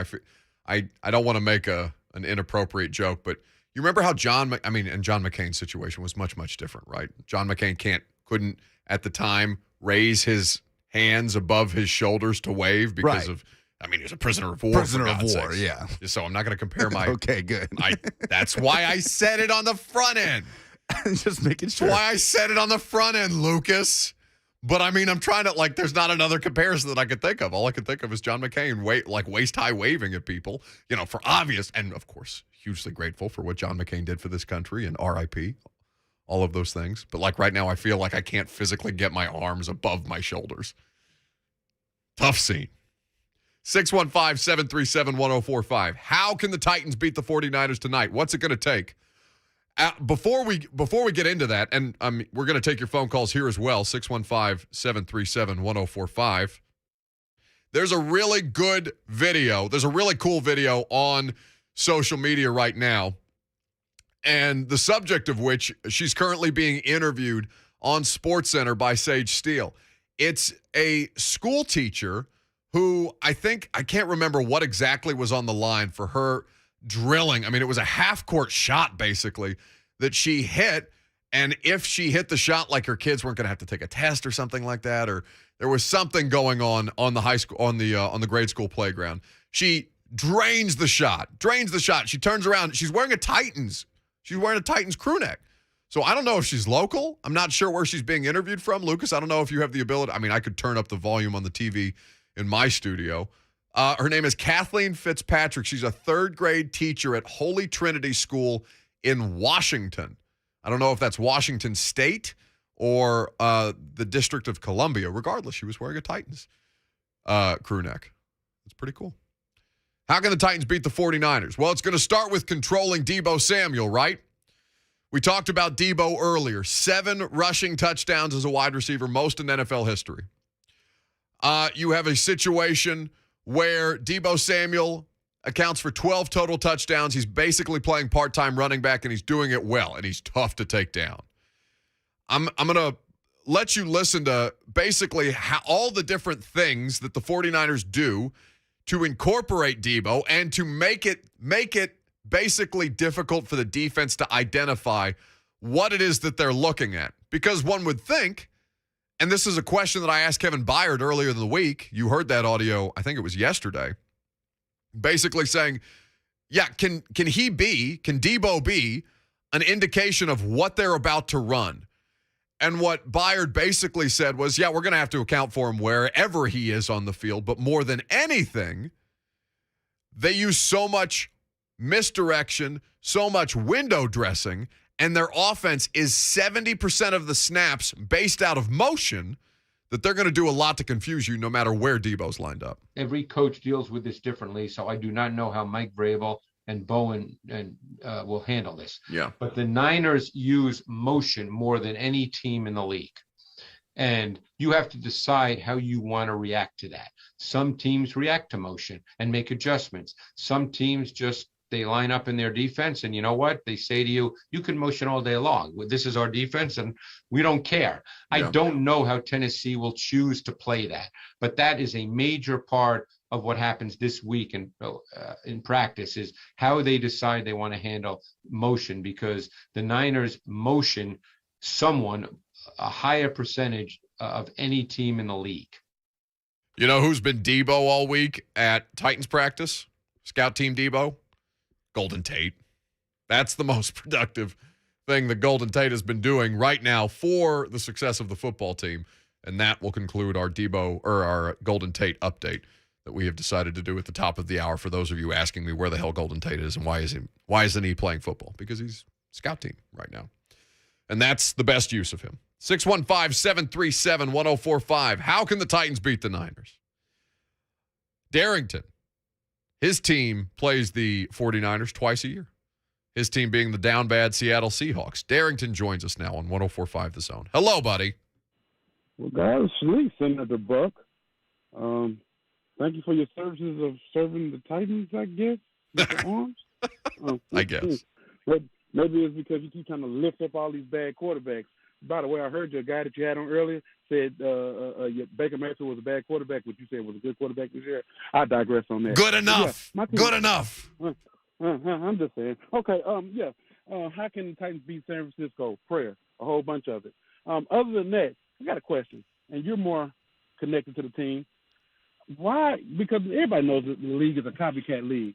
Why don't Tennessee do a lot of more emulating, since Derrick Henry went out, of San Francisco's run-style offense? Also, when we played the Rams and we started dominating the line in the first half, they couldn't pass protect. Why? They started shifting their line. Why doesn't Tennessee do that for Ryan Tannehill?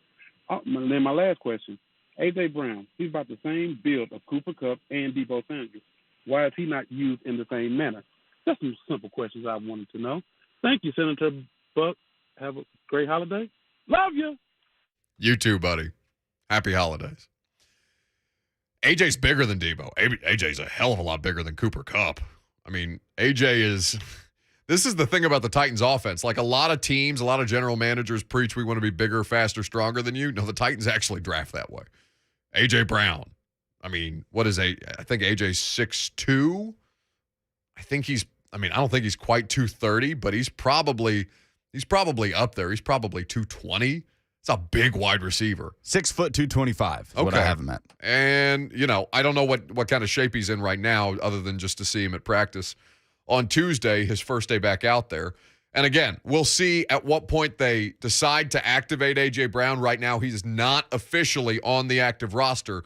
They have until 3 p.m. today to activate A.J. Brown, thus making him available for tonight's game. The expectation is that will happen, whether it's at 3 p.m., whether they wait until the deadline, or if they do so beforehand.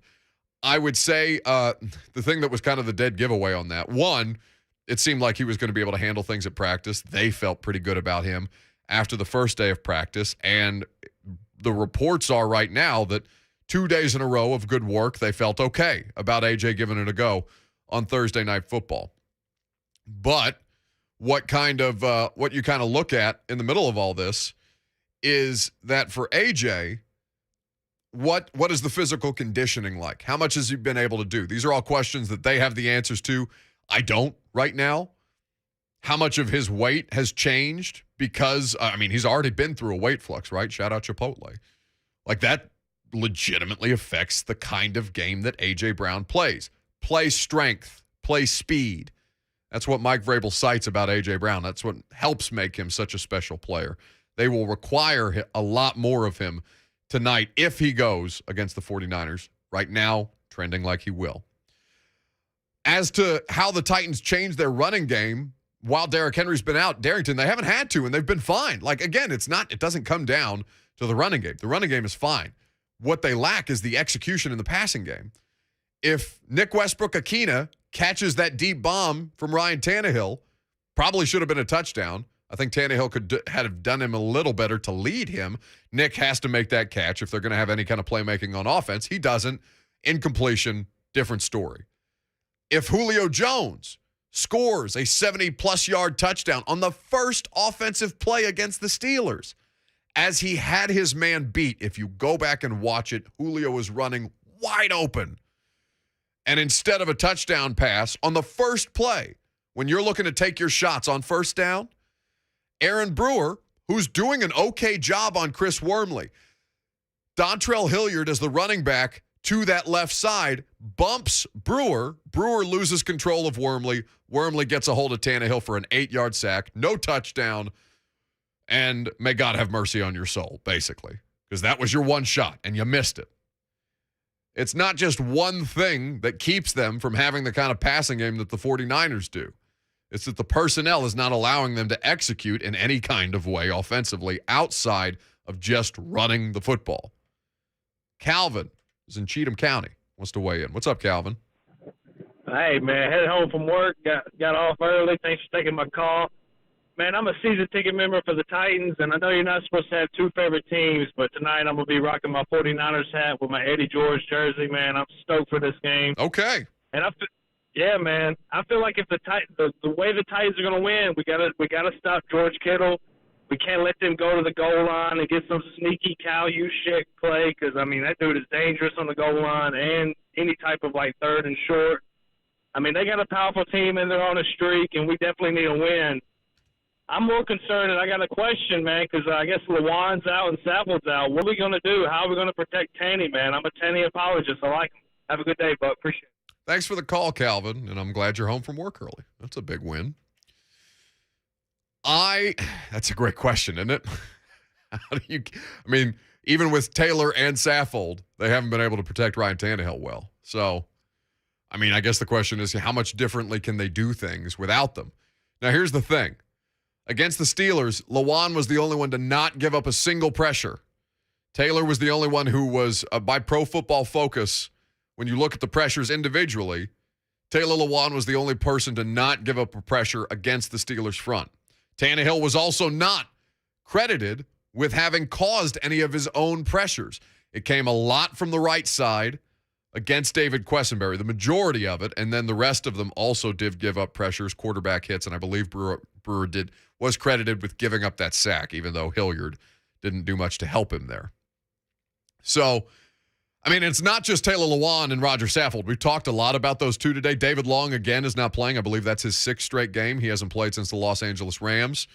And Larrell Murchison on the defensive line also been ruled out for tonight's game. So 3 starters and 1 role player for this Titans team not going to be available. Elijah Mitchell, the starting running back for the 49ers, he's going to miss his 3rd straight game against Tennessee tonight. So, all that being said, the only thing I got for Tannehill is just get the ball out of your hands. Like Ben Roethlisberger it, right? Ben, against the Titans, Ben wasn't getting pressured. He was getting pressured, but it wasn't for a lack of effort. Ben got the ball out in 2.1 seconds on Sunday. It's insane. He's catching the ball, and literally as the ball hits his hands from the center, he gets rid of it. It's not a great way to exist, right? Because the Steelers have their own issues. They are unable to move the ball as well. It's not a cure-all. But if you're trying to mitigate pressure, other than moving the pocket, you cannot ask these guys to hold up in protection that much because they just, to say as a healthy unit would be incorrect because they haven't been healthy all year long. There has not been a game start to finish this season that the Titans offensive line, the starting offensive line, as we saw it constructed in August, they will not have started and finished a single game through 16 weeks this point. So, other than just rapid fire, other than Tannehill just dealing, other than first look out, I don't know how they do a better job protecting Ryan Tannehill. They can keep tight ends into block. I don't know how much that's been honestly one of the bigger faults of the Titans tight end group. Their primary job in this offense is to block. They don't have anybody that blocks overwhelmingly well between rushing attack or pass pro. I've seen Jeff Swaim get worked a couple of times, and Ferkser, we know, he's relegated to a 3rd down role only, and even that seems like it's a lot for him this season. That's one of the biggest drop. I know we've talked about this before. I still can't get over how big a drop-off Anthony Ferkser has experienced. It's really, really confusing to me. Ann is in Nashville, up next on 104.5 The Zone. Hello, Ann. Hey there, how are you? I'm great. How are you? Good, I'm good. I want to know what you look like. Are you going to be at the game, and what are you going to be wearing? What do I look like? Well, I can't get a good idea. I've seen you on different web pages, and and sometimes you have your sunglasses on. Sometimes your facial hair takes over your face.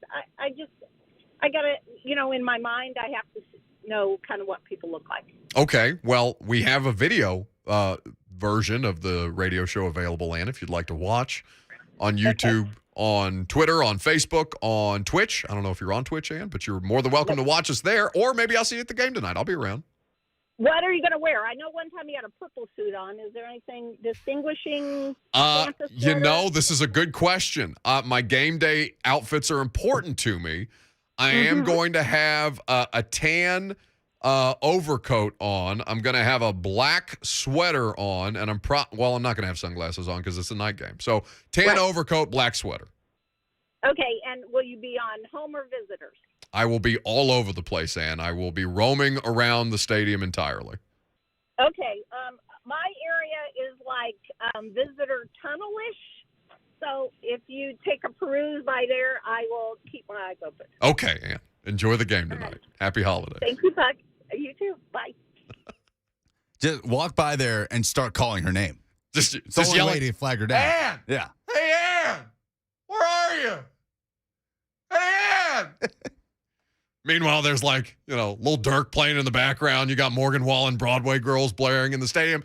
Hey, Ann! Oh, God. Are they going to play that song? Hey, Ann! You know, I think the Titans are winless since that song came out. Coincidence? 0-2. What a weird. That's a conversation for another day. I'm sure there's plenty of people in our audience who like Morgan Wallen. I don't have an opinion on him. That's the only song. I've only heard 9 seconds of that song because it's on every one of my TikTok videos. And all I know is that Morgan Wallen probably needs to leave more than the Broadway Girls alone. Anyway. Have they won? Is that what you're looking up? Have they won a game since? Oh, no, I really don't think they have. I mean, that song only came out 10 days ago. 0-2. Tough scene. When we come back, we'll wrap up this show. Last segment before, obviously, live and local coverage is going to continue all day long and through kickoff and into postgame coverage right here on 104.5 The Zone. But when we come back, we are going to talk about a question that Lucas got from a caller who didn't want to be on air. I believe Carrie was her name. What Carrie wanted to know, can the Titans still make the playoffs at 9-8? So without another win. If they lose out.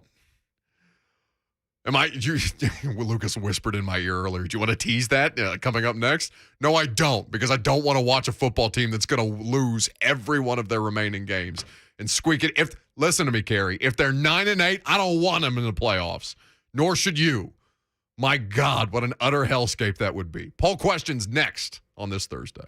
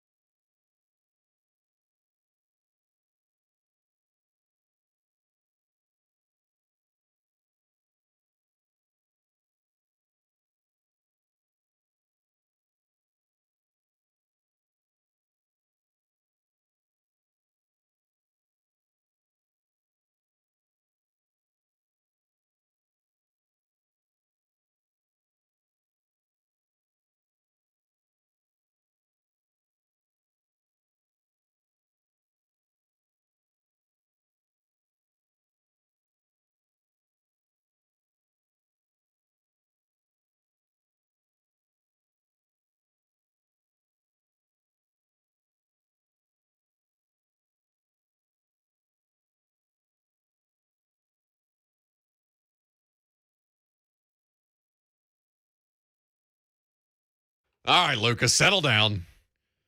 This is the Panzika pregame song for Titans games. Remind people, because they love this song, who it is, where they can get it. Archie Bell and the Drells, Tighten Up. 1968 this song came out. The Buck Reising Show playlist on Spotify. If you like any of the music that Lucas plays throughout the course of the radio show has its own Spotify playlist, so go check it out. Lucas, how many songs are we up to on the Spotify playlist? Definitely over 200. Okay, very good. Eclectic taste. This is a bop, though. This is a good one. I have breaking news. Breaking Titans news on 104.5 The Zone. What in the unholy hell is that? We don't use that enough. No, we've just used it more than it should ever be used. What is that? I love it. It's our breaking news sounder. It sounded like somebody just threw up on me. Breaking Titans news. Bleh.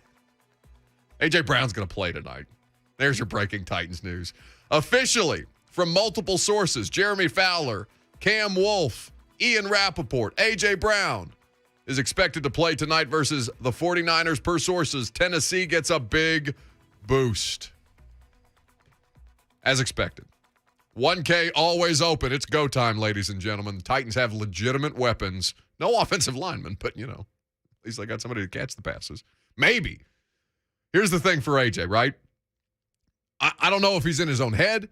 I don't know if it's just a weird spurt in the middle of the season. He was super emotional is not the right word, but I think he was frustrated a little bit after the Los Angeles Rams game, where we talked to him about Jalen Ramsey. Jalen Ramsey does his best to get in everybody's head.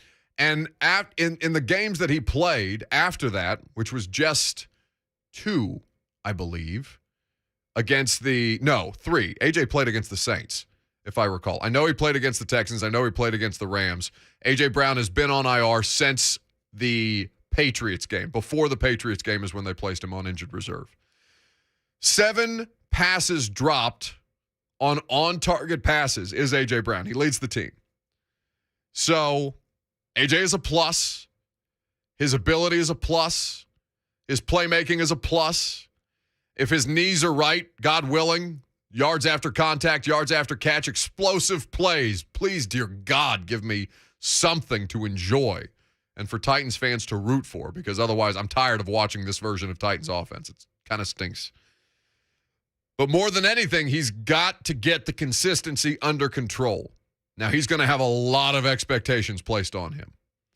And he's already talked, and, I have no way of knowing how much the mental health conversation that we had around A.J. Brown earlier factors into this. I'm sure people are going to use it as a part of their analysis of A.J. I think that's wildly unfair, but also it's a ton of pressure.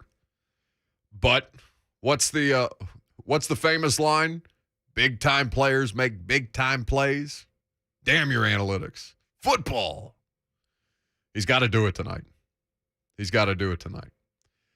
He has to give that quarterback something, because Ryan Tannehill, he's not getting much else. So we'll wrap it up with this, and we'll say that, as far as the implications of this game are concerned, win, Colts lose on Saturday, AFC South is yours. We're going to have full reaction to this football game tomorrow, by the way. Lucas and myself are both going to hear. I hear you're mailing it in, though, kind of. Why do you get to mail it in and I don't get to mail it in? Who's mailing it in? You're mailing it in. I'm not mailing it in. Weren't you crowing about how you're going to make Mac run the board and you're going to sit in here with me? Mac will run the board, yes. But I will be in there next to you, yes. Okay, so you're mailing it in. Doing my job. Doing your job. All right, very good. Polls. Not now, Jenny. I'm on the radio. Buck Reising gave me a job. Said something about a poll update. Hope that wasn't at that club where you became a folk singer. Anyway, Buck Reising's producer and correspondent has the final poll update. I'm not a smart man, but I know who Lucas Panzika is. No, Forrest is not in the club. Who you got, Titans or Niners? 73% of the Titans audience say Titans. Homers. I don't trust it. I don't know. I know that they're going to fight like hell. I know it's probably going to be ugly. I don't know if they can win. I have no idea. All I know is it's going to have to be run defense versus run offense, Titans versus Niners, strength on strength. It's got to happen or they don't got a chance. Biggest Titans snub for the Pro Bowl: Jeffrey Simmons, Harold Landry, or Derrick Henry. 79% go with Big Jeff. 14% say it's Landry. 7% say Henry. Yeah, Derrick, honestly, Derrick should have gotten Pro Bowl consideration. 10 rushing touchdowns. He's still 5th in the league in rushing, 5th in total touchdowns scored. It's stupid, and he hasn't played since October. But the answer is Jeffrey Simmons. Go ahead. Does having Julio Jones and A.J. Brown matter without Roger Saffold and Taylor Lewan? 73% say yes. Jamie says, of course it does. It's better than having NWI and Cody Hollister with no Lewan and Saffold. I don't know. Well, you know what? Here's what I'll say. You've seen what that looks like. Now it's time to find out the opposite. Because we know that they can't move the football with NWI. Well, they can move the football. They just can't score with NWI and Chester and Racy and Dez and all these other mix and matched parts that they've put together for this Frankenstein's monster of wide receiver core. AJ and Julio, go time tonight. I don't know how much Julio's going to play, but I know AJ's going to be in it. I would say it matters. Okay, very good. Who wins this matchup between the Titans' run defense and the 49ers' rushing offense? 84% say the Titans' run defense. Jordan Sims chiming in. The irresistible force meets the immovable object. Irresistible force? Is that right? I don't know if that's. I think it's the immovable force. No, it's the immovable object. We're going to botch this. This is worse than us doing math live on air. What is that saying? Oh, it's not like we don't talk for a living. Jesus. Unstoppable force. Unstoppable force. Immovable object. There Yes, it is. yes. We can't even get the cliches right. Must be the holidays. Those are the polls. Very good. Those are the polls. The show. I mean, the week is not over for us. We're working on Christmas Eve. We hope that you guys will hang out with us as well. We'll have full reaction, certainly, win or lose, to break down the Titans and the 49ers at Nissan Stadium. If you missed any of the show, you should check it out. The podcast. Get you ready in the few hours remaining. There's enough hours remaining if you missed the show live. And for you to listen to the install with Greg Cosell. Full analysis of this 49ers-Titans game. All the X's and O's that you could want. And certainly a look at the Colts and the Cardinals, given that that game has playoff implications for you as well. Win and in is the method from this point moving forward. Now, what we're going to see tonight, I don't have answers for you entirely. All I know is that every fiber of my being tells me that the Titans should lose this game. So, of course, they're probably going to win it. We're going to talk about it the rest of the day, up until kickoff, through kickoff, and after the fact with Titans Talk Back. Blaine and Mickey have the next leg of your live and local coverage right here on 104.5 The Zone. See you tomorrow.